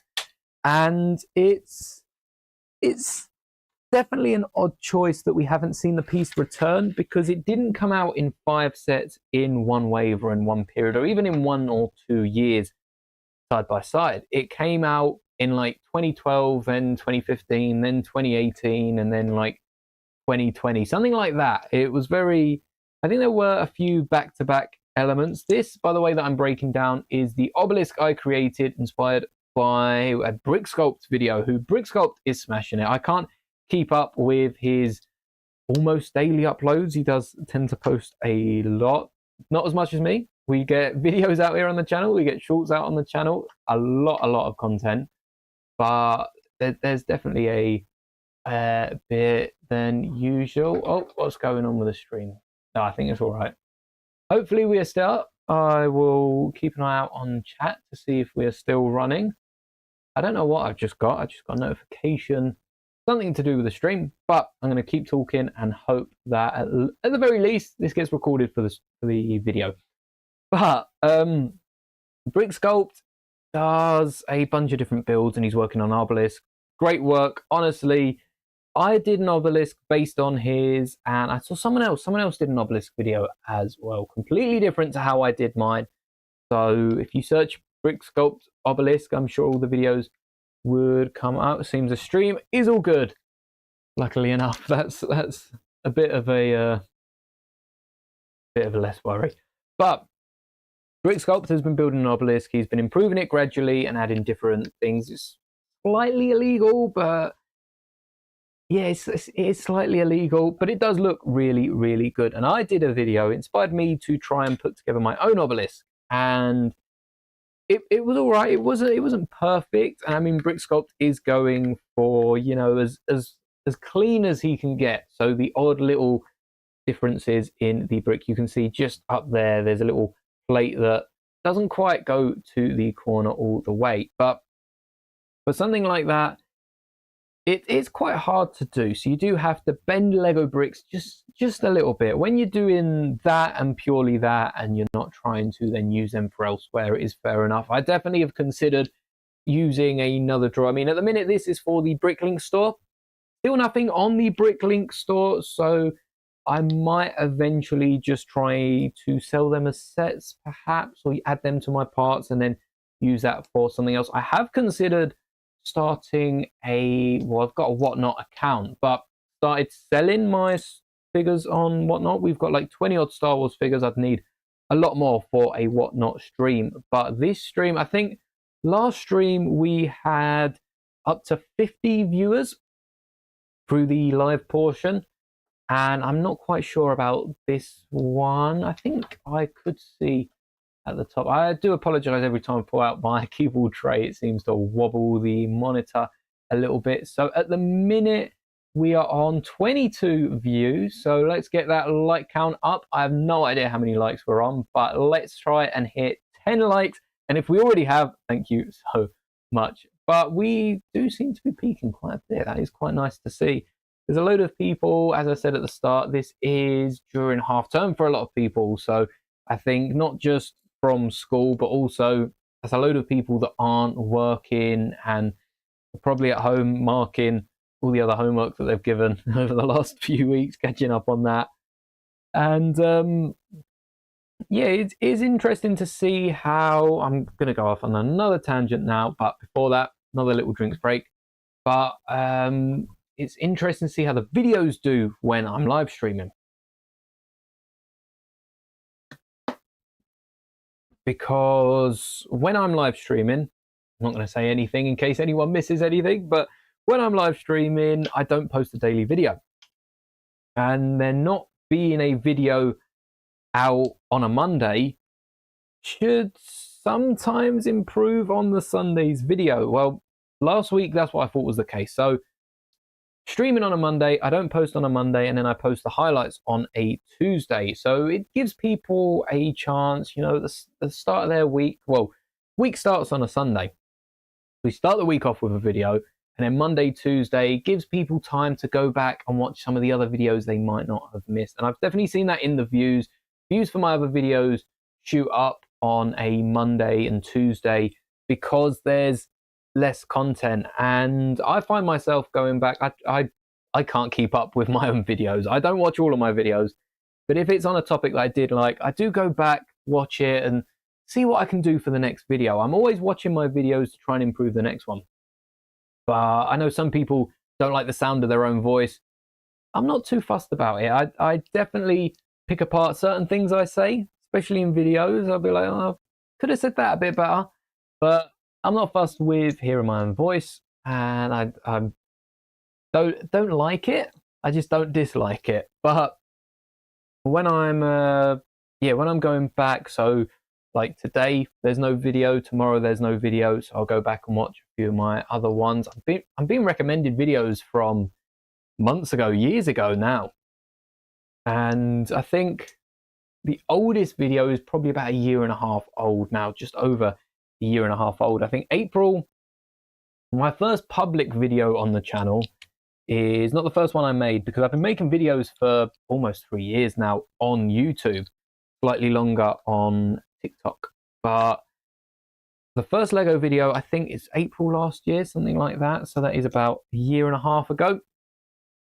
And it's nice to see how far I've come since the first videos, because not just in terms of like confidence and something. I'd have never live streamed last year. That was completely out of the question. Also in the middle of a move, so it was a bit harder to do something like a live stream. But it is interesting seeing how far I've come and how just how it's changed, how the content changes on the channel, because it does change a lot. And I went through a period, you'll notice a lot of my videos now have the camera in a solid position, and I'm looking at getting a more secure stand for the phone, because I record all my videos on my phone. A lot of people do nowadays. You just, for the price of a phone, you're better off getting a phone with a good camera. Mine's decent at best. You know, we do have a few problems with focus from time to time, but it is a pretty good phone, and you're better off getting a phone than a good camera, because you're going to use the phone more. In fact, if I had a camera, my screen time on my phone would be almost non-existent, if I'm honest. I don't really go on my phone other than making videos, and a lot of what I do is on the computer. My computer screen time is probably horrendous, but my phone does look quite good. But with the recording, yeah, I want to get a more secure stand. Last week, the big thing was the microphone, and we were recording off a webcam. If you haven't seen last week's stream, go check out the highlights because it created this fishbowl effect, and it was quite fun to watch back and edit. Actually, it doesn't look too good, and I appreciate everyone that checked that out because the video still did really, really well. And as I said with the stream, we hit a peak of like 50 people watching, which was really, really fun for the first stream on the channel. So thank you to all of you for the support and everyone that's got me on in the background now. Massive shout out to all of yous, because realistically, without any of yous, this just wouldn't be possible. And I'm not getting too sentimental. I don't want to get too mushy here on a Lego live stream, but it is the case of, I think a lot of people forget, without the viewers, and there's definitely an audience for, you know, people that are mean to viewers and all that. There's definitely people that enjoy that sort of content, but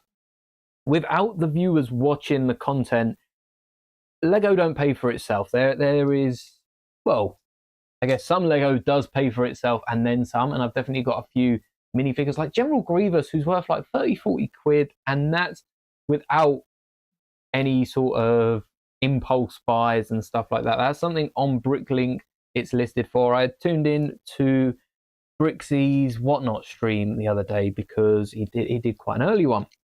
I'm normally not awake for him, but I was having a little look at what some of them were going for, and it was like the 330-second clone trooper or something like that, and they were selling for like $30+. And I know there is a difference of the exchange rates and all that across the waters. Shout out to anyone across over in America and Canada.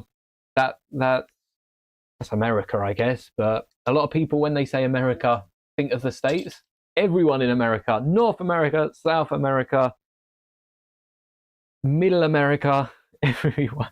But I know there is a difference in currency conversion, and it seems a lot more expensive in dollars than it does in pounds. I think that's the way around it goes. I tried to add some of the different values in my videos, but it's a lot easier to type in. When you're on lego.com, I'll give you a little hack actually for getting the different currencies, because a lot of people try and find it on sites like Brickset. Brickset for the most part only does, I think they've started adding euros. As of the last year, they've started adding euros to it, but they only used to do pounds and dollars. Now they add euros, but I like to add Canadian and Australian as well. Big portion of viewers of the channel actually Polish. Zloty, is it, in Poland? I don't know if we've got any Polish peeps in the chat, but I like to add a Polish currency as well, because they are different, and that I think that's up there with, is that up there with Australian?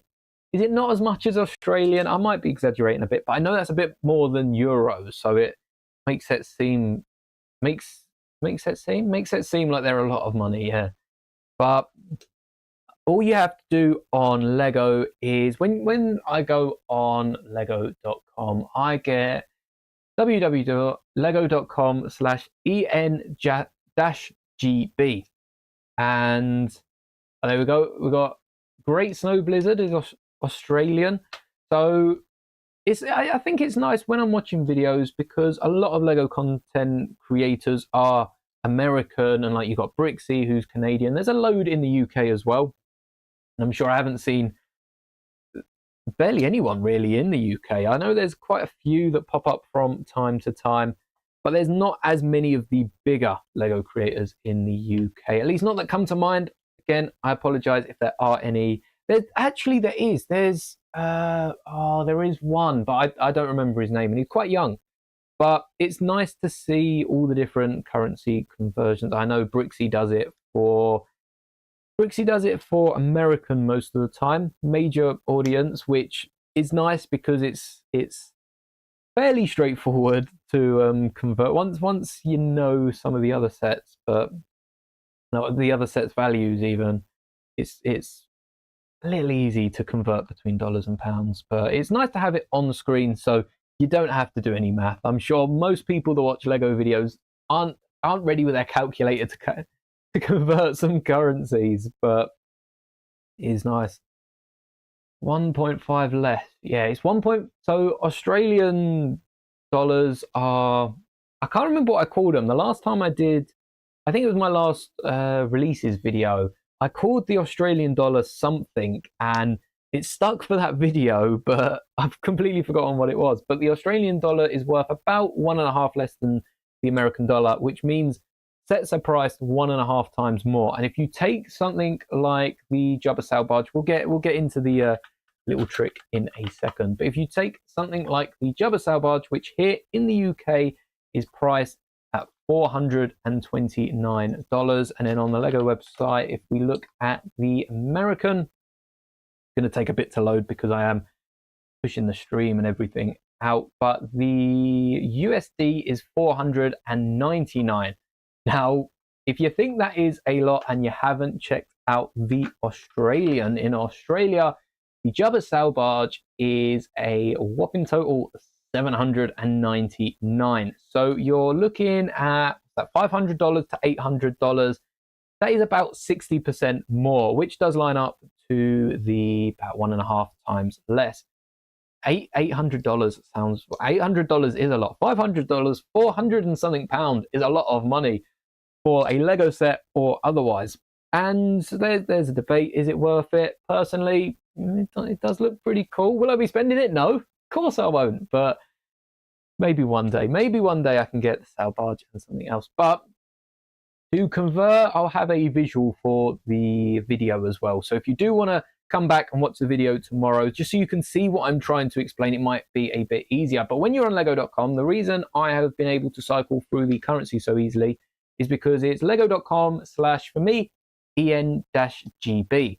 And all you need to do is take the GB into US for US dollars, CA for Canadian, and vice versa. If it pops up ENCA, or perhaps you aren't even reading the lego.com in English, because that will change the first bit. So the first bit is the language, the second bit is the area code. GB is for Great Britain, US is for the United States, you've got CA for Canada, AU for Australia, PL for Poland, and for Europe, I actually use France's, which is FR, but you can use any other area code.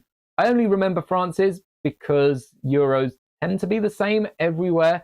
I hope the euros are the same area everywhere, because I always use France for my videos, but that's an easy trick to cycle through the different prices if you want to compare. I always do it because I like to see how the UK is different to everywhere else, basically. We got a question from Kid Wonder Stories. Also, actually, I was trying to last week have it so that the chat replayed. The chat replay is on, but it takes, I think it takes 1 to 2 days for it to actually kick in. So hopefully if you go back, watch last week's stream, it does have the chat replay on it. Similarly, whilst I was trying to edit it, I mentioned this in the members video, actually, so you might not have all seen that. But whilst I was trying to edit the stream, it takes 20 to 30 hours for me to actually be able to download it, which this stream finishes, I'll probably run for another half an hour. We might run a bit over today because I do want to get a few more of these done. We're about halfway through the bag, but the stream takes, well, the video's out 12 o'clock tomorrow UK time, so whatever 20 minutes is this time tomorrow, the highlight video for this will be out, and there won't be chat replay on either of them. Perhaps we can have a chat pop up on screen. That's definitely something I can look at. I do want to have a few more visuals throughout the stream, and having chat pop up on the stream definitely could be really cool. But as for Kid Wonder Stories question, what am I building currently? I've got a few things in plans or in the works for future videos, and I can definitely talk about that because I did last week talk about the projects that I had going on throughout the week. But right now I am breaking down a ton of different sets that I've had built in this Smith's bag, which, let me put that down there. We've got this giant Smith's bag full of Lego drawstring. It is about half filled. There is a really big, there's a Sarlacc pit on top, which is sort of pushing the bag up a bit. But we've got a few of the magazine builds. We've got a load of little sets in here. So throughout the week, I will be breaking down the rest of this whilst waiting for videos to export and that sort of thing. But we're just breaking down all of these because when's the last time I showed off Vader's transformation in a video? I have no idea when this video was, but well, it was a review, so it would have been Sunday, probably 3-4 weeks ago, if not a little bit longer. So I'm terrible at breaking these sets down. But next week we will be, I'm aware not everyone has next week off as it's no longer half term, but next week we will be building something. I can't reveal what. It's themed around what I'm doing next weekend, so I guess there's that to talk about as well. And then the highlight video, I will probably show them off a bit better as well. I'm trying to do that going forward, have something to build. At the minute, last week, this week, we are breaking down a ton of sets. This is a really, really good set. I think this is the cheapest set I have reviewed here on the channel, and also one of the most secure because I forgot to pull off the slopes, which this technique with having the slopes sort of secure it down with brackets is actually what I used on my ghost here that I built to, let me get the actual ghost decoration over here. So as you can see, it's built to resemble this ghost here, and it does look pretty decent. It's a little smaller. Perhaps I could have gone a few bricks taller, but I used the same slope technique on the bottom to hold all of these bricks in place. You can't really see it, but I have made a short on it if you did want to check it out after this stream. I should probably have some little links to shorts and videos I can just pop up at random points throughout the stream. Let's put that back before I forget. But I did nick that from the Vader's Transformation set. And the Vader's Transformation set is the cheapest set we have reviewed on the channel based on its weight. I can't remember exactly how cheap it was, but it was pretty cheap compared to some of the other sets. It tended to be the bigger the set, the cheaper it was. But I think because we got the droids with this and a few different minifigures, the Palpatine, the Vader, we said about Yoda's shuttle, and being completely honest, I wouldn't mind seeing a remake of a set like this, especially if they could keep it affordable as this one, because I think this is a great set to get certain minifigures. You get in your Palpatine, you get in your Vader. Common minifigures, would I pick it up? Probably not, but I think if they did want one set every year that is a remake of a set, this is definitely one that they could remake sometime soon. I think we only got this set probably about 6 years ago, 5, 6, 7 years ago. So it's fairly fresh in terms of Lego sets that we could see remade, but it is a really, really cool set. Hopefully I can pull it apart without breaking it now. But in terms, so today we are breaking down a load of Lego sets, and next week we will be building some more. But this week I've got a few really fun videos planned. So it is Halloween this week, which let me know if anyone is dressing up for Halloween. I'm not going to say what I'm dressing up for Halloween because I have a short planned for Wednesday, possibly. It might be a bit later on Wednesday. I'm not sure if I will be getting it out as early as usual around midday here in the UK, because I do want to, well, I do want to rebuild the costume in Lego and test it out before wearing it on Halloween. I don't think I will be recording any videos on actual Halloween, but I have the Halloween, not only the costumes, the Halloween City video, and of course the November 1st, well, on Halloween, probably. Halloween's a Thursday, isn't it? So I'll probably have the City video at Halloween because I usually do it Thursdays, and I will actually have my thoughts on the November sets. We'll get into the botanical set a little bit in just a second, but I will have my thoughts on that come out on November 1st. Recently, I've been trying to put them out before November to give you an idea of if you should be going November 1st to pick anything up, or the 1st of every month to pick something up. So it'll be a bit later this month, but most people didn't really mind the fact that it come out the 1st of the month because it gave them something to watch whilst building some of the new sets or whilst playing with some of the new Lego they get. I wonder how many people actually get Lego on the 1st of every month, because even if I'm picking it up in a Lego store, I tend to leave it until about the 3rd, the 4th or something, just because I know the Lego store is going to be a bit less packed and just a lot less people to have to deal with, really, in a Lego store. Oh dear. Give me 1 second.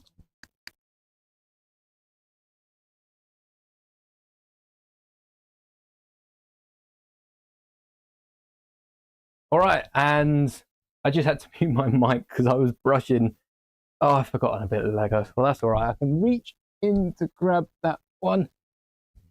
That's the only problem with doing streams and trying to talk while I'm building. I forget what I'm holding, and sometimes the Lego just fits perfectly together. I end up dropping bits.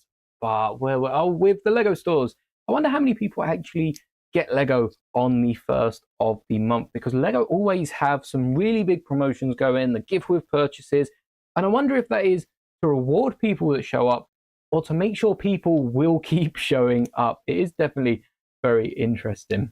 But Great Snow Blizzard said, be interested in seeing how older sets would stack, as they definitely were larger, but detail-wise were less detailed. Yes, one of their favorite sets is the older Imperial landing craft. I looked at rebuilding the old 8080, which I've got mine in the city. Once again, it always ends up back in the city. But I looked at rebuilding the older one because I have a few of the minifigures from it.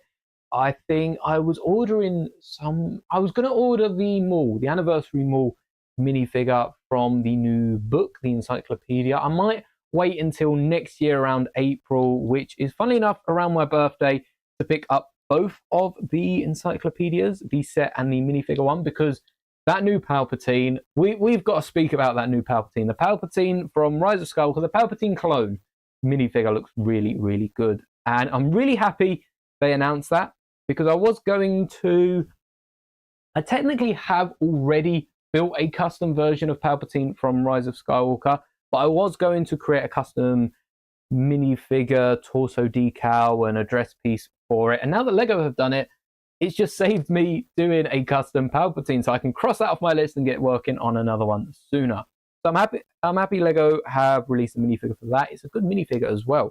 I like the fact that we're getting some more sequel characters. It's interesting.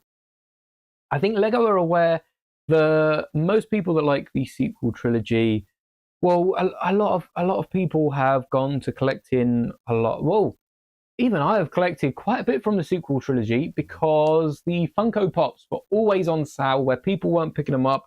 So I have the full, I think I have the full first wave of Solo Pops where they were on sale.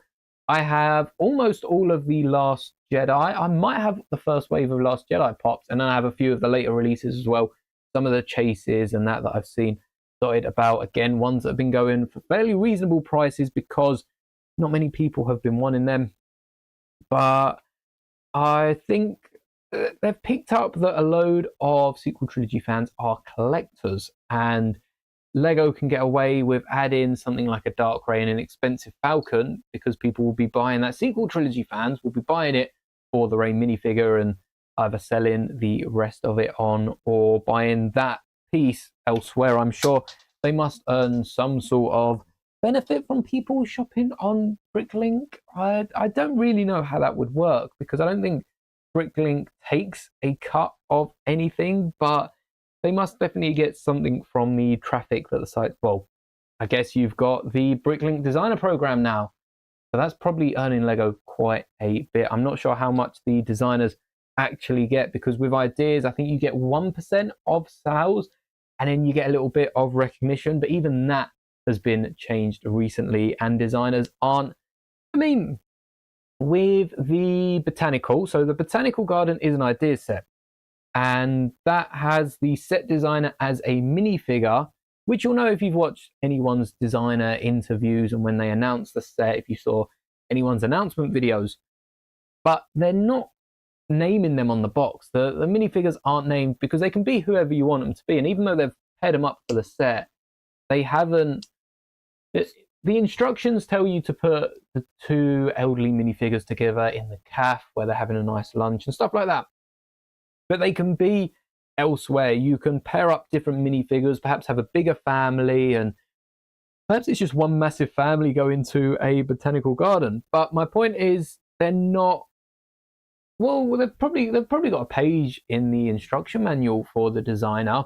But if you're like me, you usually skip straight to the instructions and have a look at that a little bit later if you remember to go back can do it. So it's not a massive Lego don't.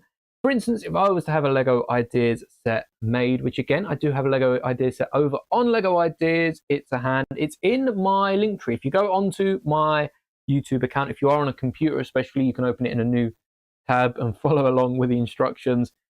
If not, after this stream finishes, check out my link tree in my bio on the YouTube page, and then you will find my Ideas page, and it's the sign language hand. I made a hand out of Lego to teach anyone about sign language. I taught myself sign language through it, and I actually have a short. I'll try and find the short as well to link in the video, where I go through the whole alphabet in American sign. Is it British sign? American sign language is 2 hands. British sign language is 1 hand. I think it might be the other way around. It's the one-handed one. I think it was American Sign Language actually that I went through the alphabet of. And it's not like, my point of bringing up the sign language hand is they wouldn't give a shout out to the channel. They wouldn't tell people to subscribe to Master Moldy because of this set. The sets get voted for by people, and they recognize the person like they recognize every other designer that goes into a Lego set. You can, if you search hard enough, find the designer to nearly every single Lego set, especially for sets like Lego Star Wars. But they're not gonna promote.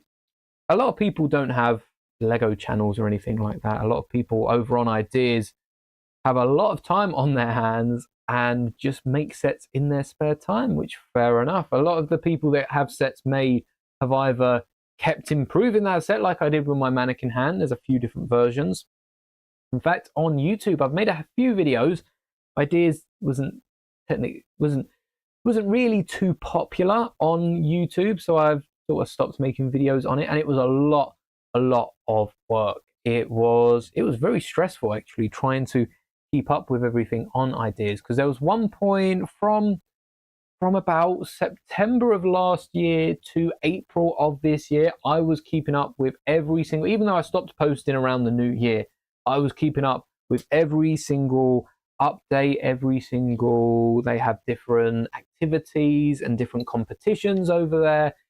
I did quite well in a few of the competitions. There was one, what did I make? There was one competition where I come so close to winning, but then they switched it up to a voting system, and everyone that made, I think it was for every set you made, you got a vote for, or you got 2 votes, and you couldn't vote for the set that you got the vote from. But if you made, say, 5 sets, you could then use 4 votes to vote for one. And they did cap it. They didn't cap it the first time.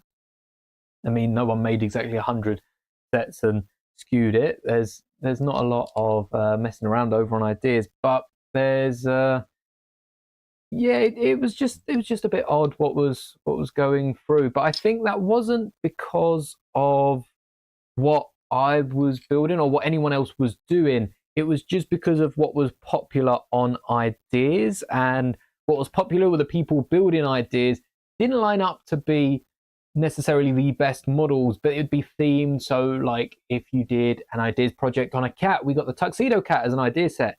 If you did something on a cat, you'd be more likely to get votes than if you did something on a person, or on I did something about I did a few for space and stuff like that, which space is popular, but over on Ideas, not as popular. There's a few space things that definitely creep through, but not as popular as something like cats, for instance. So it definitely helps with the theming. But yeah, it is interesting how because they give enough recognition to the designers of these Ideas sets to recognize them, for the work that they've done. And getting 10,000 votes on Ideas is an achievement. It's some achievement. It's a really, really good achievement.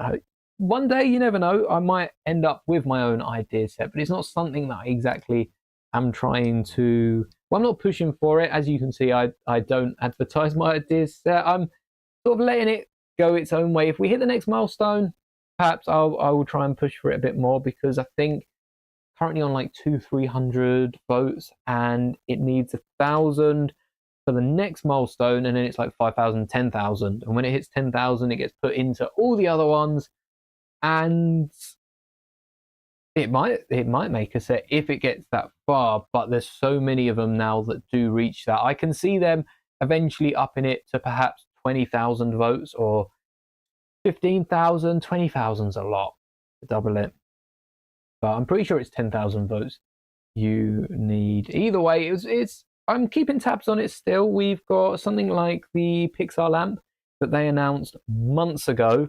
I saw at the start of October a few channels were making videos on it, and I might have mentioned it actually when it first come through with like the Willy Wonka results and all that. It was quite some time ago. It was a few months ago now, and it's interesting to see what gets picked up off ideas when, and it's when Lego make an announcement of it.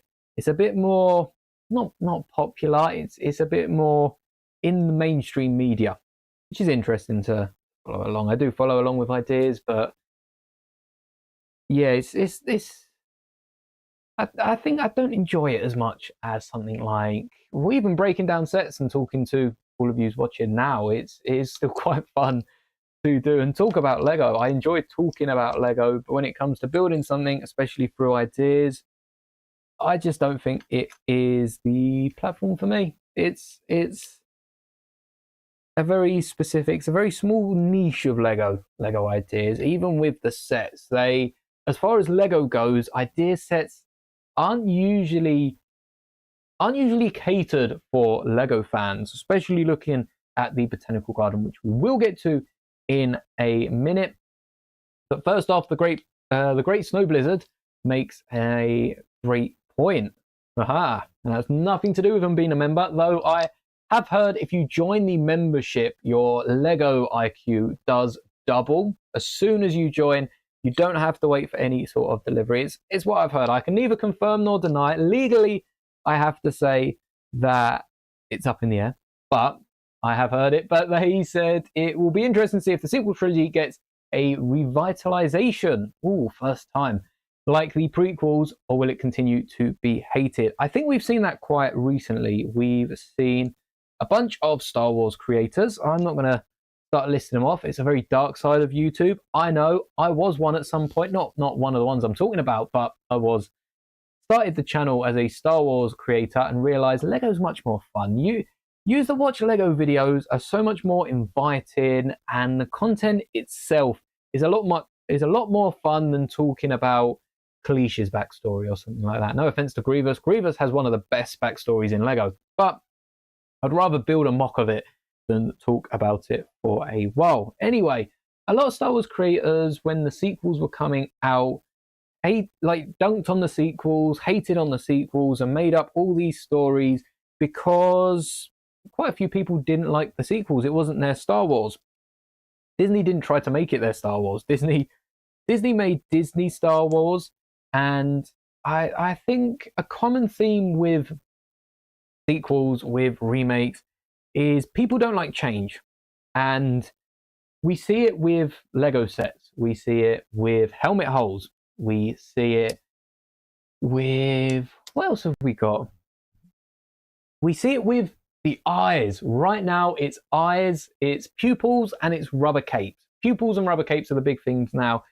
People don't like the change. People like what they're used to, and they want to keep it that way. But for companies, for Disney, for Lego, personally, for me, if I was doing the same content I was doing a year ago, I wouldn't have any more people. Well, I might have more people. I guess there's more content, but I wouldn't be able to grow my audience.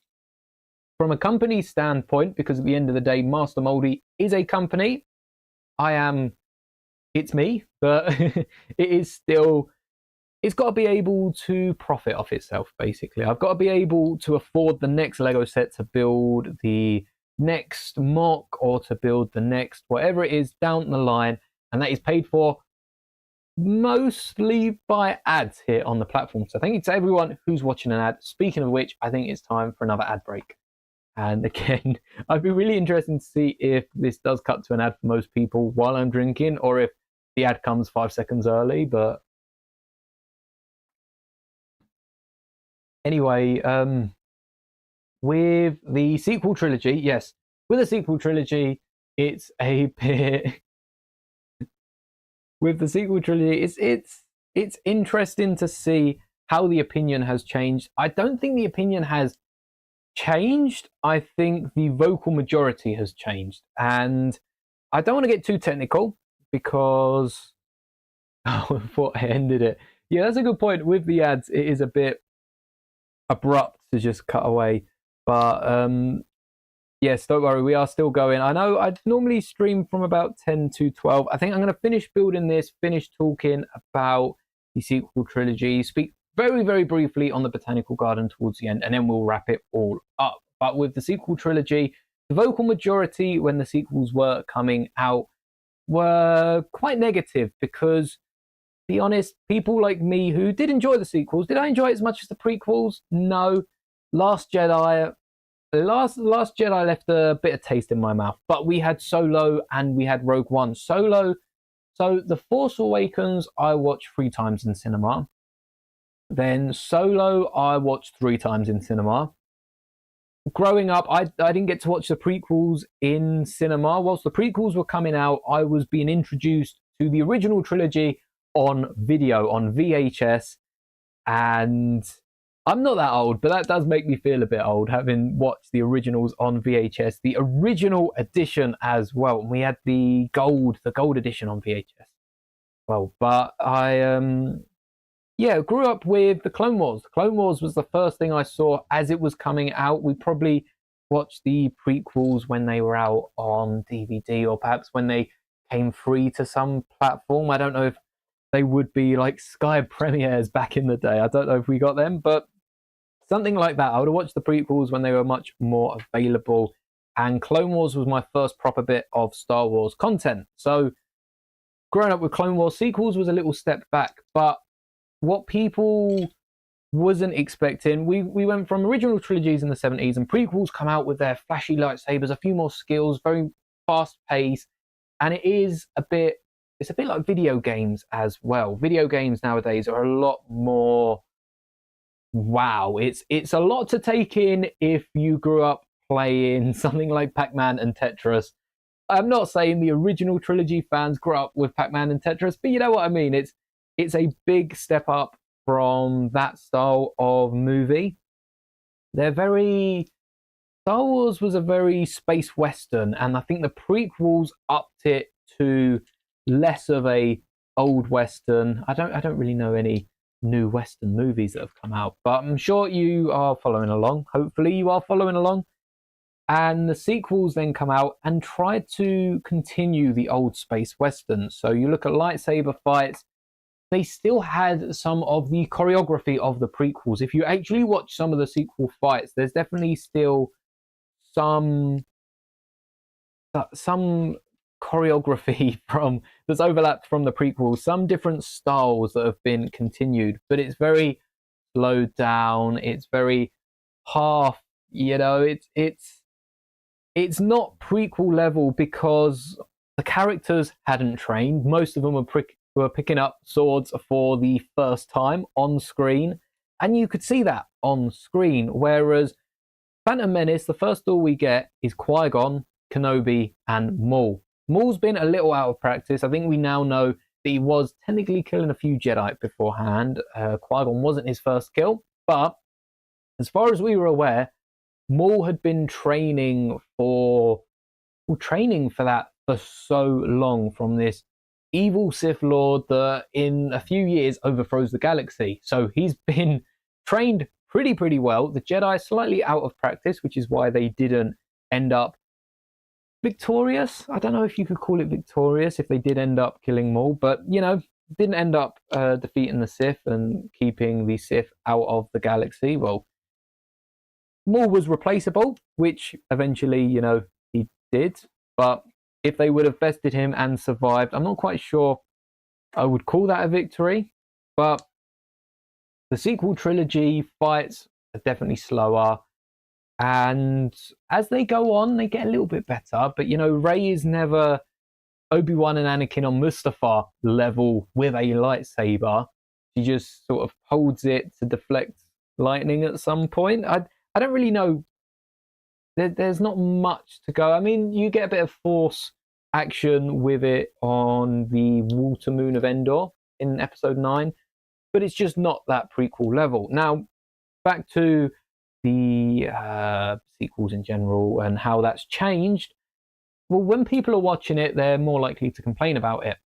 As time goes on, there's less videos posted about, oh, Duke Skywalker in The Last Jedi, and more videos posted about the things that people do enjoy. And well, actually, seeing Kenobi is a big point that I think a load of people miss.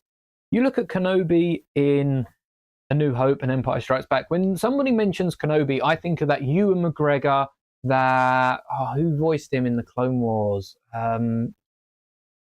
Johnny Test. I forget his name, but I think of that younger style Kenobi, and that is the Kenobi, especially growing up with Clone Wars. That is my Kenobi. That is the Kenobi I think of. Likewise with Anakin. I don't think of that Mustafa Anakin. I think of Matt Lanter's Anakin. I mean, visually, I guess Hayden's up there. I don't tend to think of them as animated characters, but in terms of the attitude, Matt Lanter's Anakin is up there. And with something like the sequels, they are James Arnold Taylor. Thank you, Great Snow Blizzard. James Arnold Taylor's Ewan McGregor, the sass of his Ewan McGregor is it. It comes to mind, the same as Matt Lanter's in the Clone Wars. The banter they had throughout that show is really, really fun. If you haven't watched the Clone Wars, highly recommend it. Could not recommend it more, and I think it will be forever my favorite animated and non-animated show. Oh, that could be an interesting take, but I don't know. I did like Ahsoka, and The Mandalorian's pretty good as well. There's definitely a few good Star Wars shows, but the sequels, I think the sequels need an animated show. I do think the sequels need, and not something like Clone Wars that's a bit more flashy in that, but just a bit of world building. I think the sequels would really benefit from having an animated show about Luke Skywalker and raising his own temple. We've got Young Jedi Adventures, which isn't too far off that style of show, but just replace it with Luke, perhaps have a slightly older theme. We're seeing X-Men 97 coming out based on the 90s X-Men show. I've started watching Batman on Prime Video. That's quite good. We've still got animated shows, but you see with Clone Wars, which was the first major, was it the first major Star Wars show? I don't know. Is Droid Tales the new one? Droid Tales is the new one. I think it was just called Droids that come out in the 80s, 90s, alongside Ewoks. Ewoks is definitely a younger animation, but Droids is sort of that. There's definitely a few adult references in it, not as many as the holiday special, but it's sort of a family animation, which is what Clone Wars was as well. There's a few adult references in Clone Wars that will surprise you when you realize what they were implying. But then we went to Rebels, and Rebels was a younger style of animation. It looked it, and you could tell through the content as well. Ezra was this annoying kid and he was annoying at the start. He is really annoying. If you can watch through season 1, I promise you Rebels does get better. But I think there's a Rebels movie. I can't remember if the movie's just the first few episodes bunched, but I think there might be a movie as well. But with Rebels, you've got Ezra, who, in the same way that Ahsoka starts off very snippy and then grows into the character we all love in the Ahsoka show, Ezra starts off annoying and grows not as much as Ahsoka. He doesn't have as much development, but that's because his character's heading in a different direction. And I think the sequels need something like that with Luke Skywalker, but going the opposite. So what I was speaking with Kenobi is, we've gone on a massive tangent from that, is the James Arnold Taylor, Ewan McGregor Kenobi is very sassy, but, optimistic. He's got some optimistic sass. And then we look at Alec Guinness, and it's you are our only hope, and Yoda's a bit more optimistic, which matches his character with how old he is and things he's seen. Even though his whole order fell from below him, he was the grand of grand masters. He was still remaining optimistic. There is another Skywalker. Perhaps he was talking about Rey. Perhaps he was talking about Leia. Perhaps he was talking about both of them, because he never specified there is one more. He just said there is another. He's not going to tell Kenobi, oh yes, well, in a few years' time, there's going to be another one, and then a couple of decades later, there'll be another one, and then, he's not going to go through the history of it. He's not meant to be looking into the future at all. He's got to be mindful of the here and now. But Kenobi is a bit grumpy, not as much as Luke. I think Rian Johnson, envisioned something for the character and took it too far for some people. Some people didn't want Luke to be as grumpy as he was, and I think it does affect the story a little bit, and then they had to play around with it. The biggest problem, Lucas, for the prequels, for the original trilogy, you get little bits like Leia remembering her mother that snuck in because there were other directors involved. So prequels went behind the prequels. George Lucas went behind the Directors Guild for the prequels and did it all himself, basically. And that meant the story was much more cohesive. We don't have any plot holes like we did in the original trilogy. There's a few plot holes, but we don't have as many plot holes as we did for the original trilogy. And then the sequels get split into Freelius. I've never said your name out loud. Sorry about this. But Freelius Blue is in school. I thought it was half-term week. I guess not everyone has their half-term week this week. So hopefully you enjoyed your holiday next week or last week. And be sure to check into either this stream later on and watch the highlights tomorrow. But the prequels were all consistently told by George Lucas, and the sequels were then split up into Rian Johnson and J.J. Abrams got sort of the bookends of the sequel. So he could start it and finish it, but Rian Johnson got the middle bit of the story. A lot of the time, people's favorite movies are, mine is personally Attack of the Clones. I don't know if I've said that here before on the channel, but my favorite Star Wars movie is Attack of the Clones. It's the juiciest part of the prequels. You get a big build up at the end of Revenge of the Sith. But a load of people's favorite is also Empire Strikes Back for the same reason. It's the juiciest part of the original trilogies.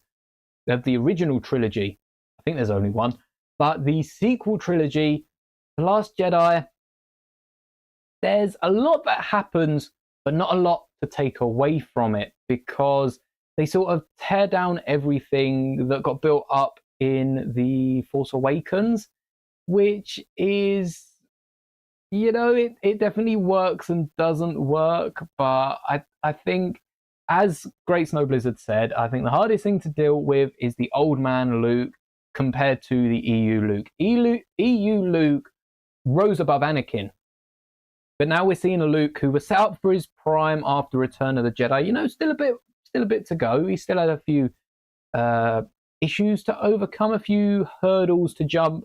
But Battlefront 2, which is the big thing. So I went to see Last Jedi twice in cinemas, which, I went to see it twice, and then I paid for it on DVD, and then I got the Blu-ray edition. So it's taken a lot of my money. Quick ad break. Hopefully a quick ad break. Sorry if anyone did get a 30-second ad.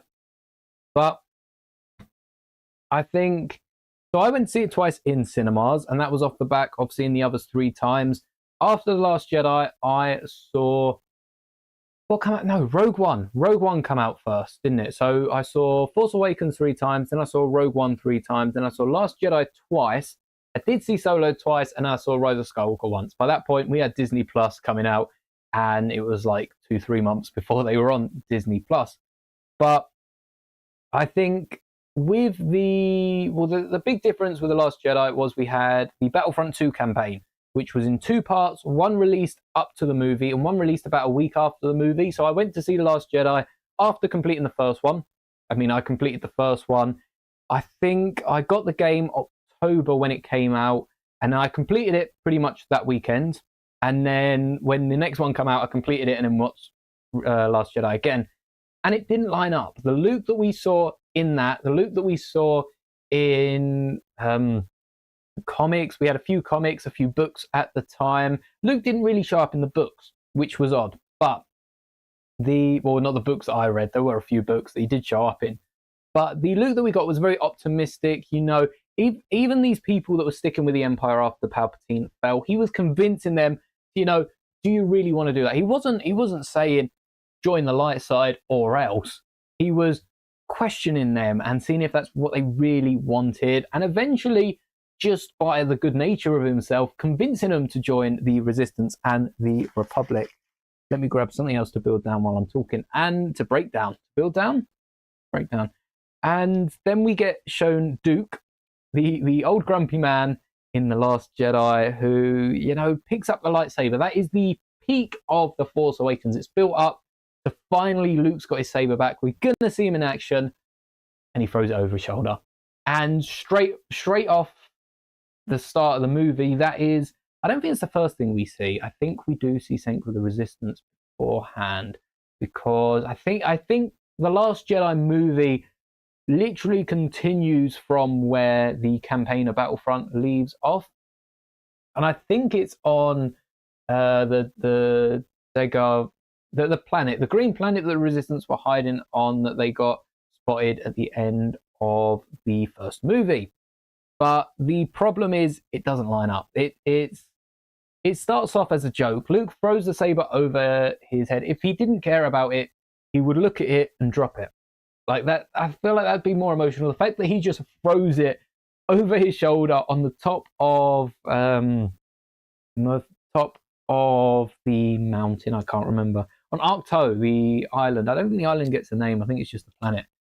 It starts off seeming like a joke. The movie isn't as serious as it probably want us to think it is. I mean, Star Wars is pretty, goes into some deep political stuff, but it starts it off as a joke and we don't take it serious. And because of that, everything else that happens, like when Poe takes control of the bridge, it does seem a bit jokey. And then Leia comes in, stuns him.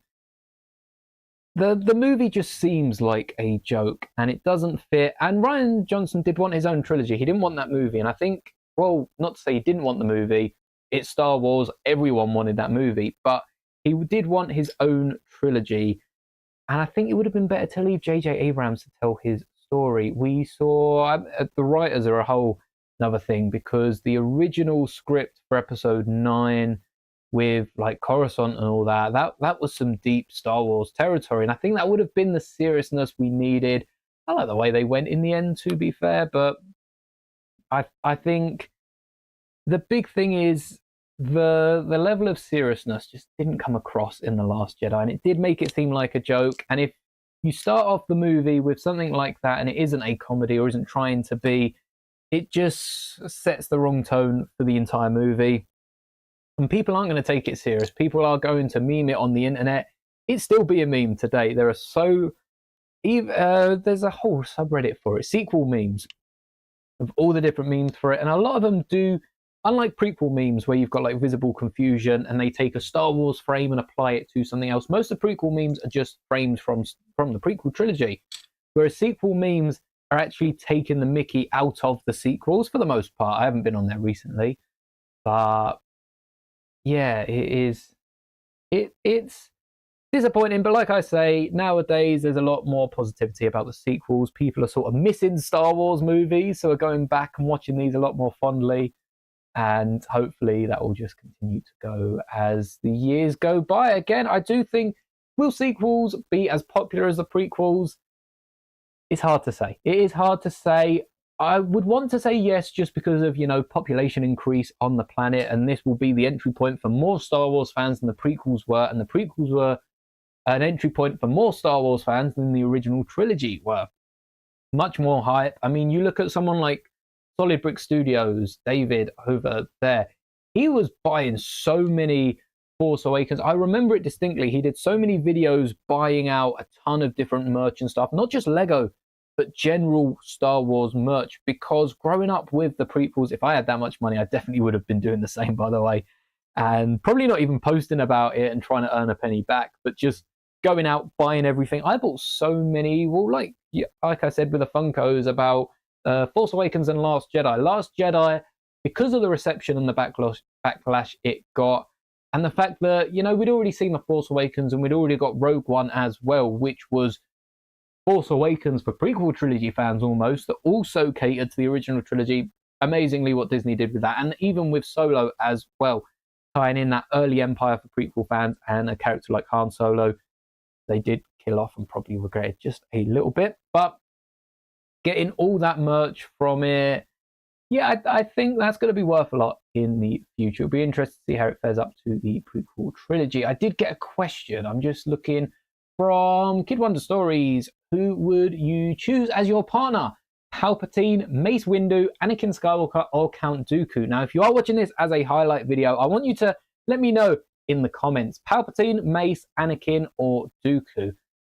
I think as a partner, straight away, Palpatine is not going to want to be a partner. I don't think I could choose Palpatine because he would want to overthrow you and rule everything by himself.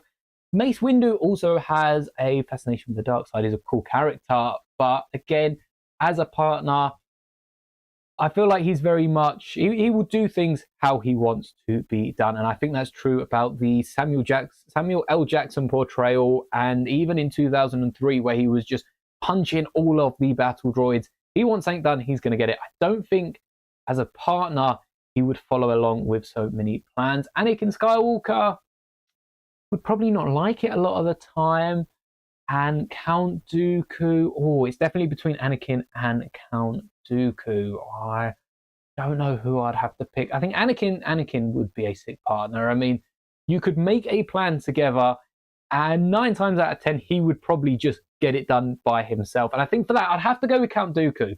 I think most people will go with Anakin. I'm going to say Count Dooku, and I'll probably regret that later. I'll be editing this into a highlight video and thinking, why didn't I pick Anakin Skywalker? It had to be Anakin Skywalker.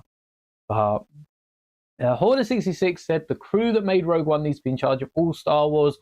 I think we could definitely see another Rogue One-esque movie. I think how they ended that, they gave us the saber with Vader at the end, but that was it throughout the entire movie. I think that was done really, really well, and I would love to see something like that again. I don't think, given the Rogue One crew, I think the Rogue One crew is going down in history for making one of the, possibly, we were talking about Attack of the Clones and talking about Empire Strikes Back.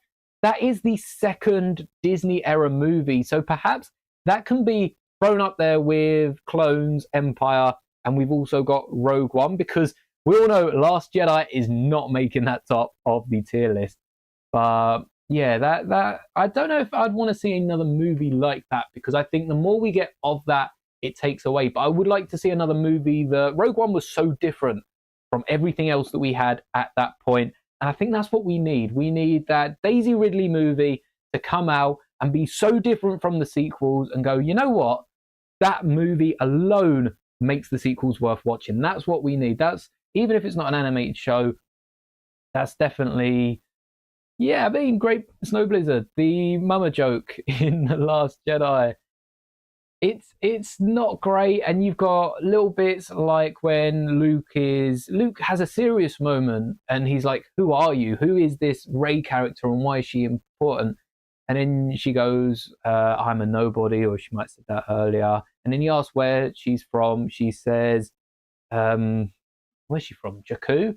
Which is the last great battle of the Empire. It is arguably, if not above Endor, where the Empire fell, and where the news is out that Palpatine is no more, and they start building the foundation of the First Order, and the Final Order actually is started on that planet. And then Luke goes, "Oh yeah, that's pretty much nowhere." That is arguably after the Republic. Luke wasn't around for the time of the Republic. He doesn't probably understand the importance of somewhere like Coruscant, and that it is, I guess, the home of the Empire, so it might be a little important in terms of history. But this is arguably the most important planet of the last 2-3 decades. And he goes, "It's nowhere." It's a bit, yeah, it's a bit. Yeah, I'll try to keep spoilers out. Sorry for that, Kid Wonder Stories. I mean, they're worth watching. They are worth watching. The problem is, are they worth rewatching? Because That's I think the difference is I will happily put on a prequel trilogy movie. Original trilogy less so, but especially Empire Strikes Back. I can put on Empire Strikes Back and watch that as many times. And Return of the Jedi, I actually watch Return of the Jedi more than Empire Strikes Back. I think personally there's something that the start seems to drag on. I always think the Jabba scene goes on for like 3/4 of the movie and then it's over within like 30, 40 minutes. But especially on Endor and the story and in the build up, I think Empire and Return can be watched back to back. And you don't even really need to watch A New Hope, though. Of course, you know, you've got to keep the trilogies together.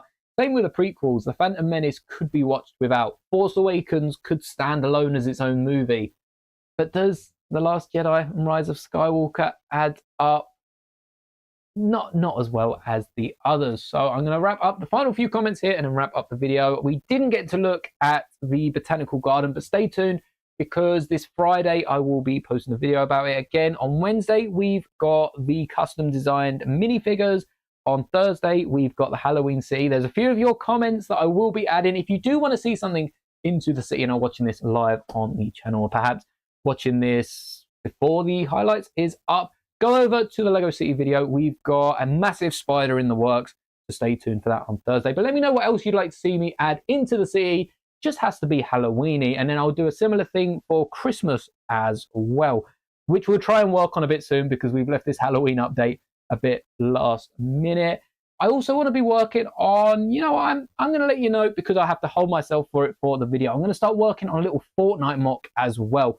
Fortnite season's update in November the 2nd. I think it'll be the perfect time to capture this season because it's been my favorite season of Fortnite. And I know I don't talk about it a lot on the channel, but with the Fortnite sets coming out, I thought I'd try my hand at building some of the scenes. So that is going to be really, really fun. We've got another person going for Count as their favorite, or as their partner, sorry, not their favorite. I'm not saying my favorite is Count. That's a whole nother conversation, but as Count as their partner. The same crew doing Andor. That's a good point. Andor is very Rogue One vibes, and I really like Andor.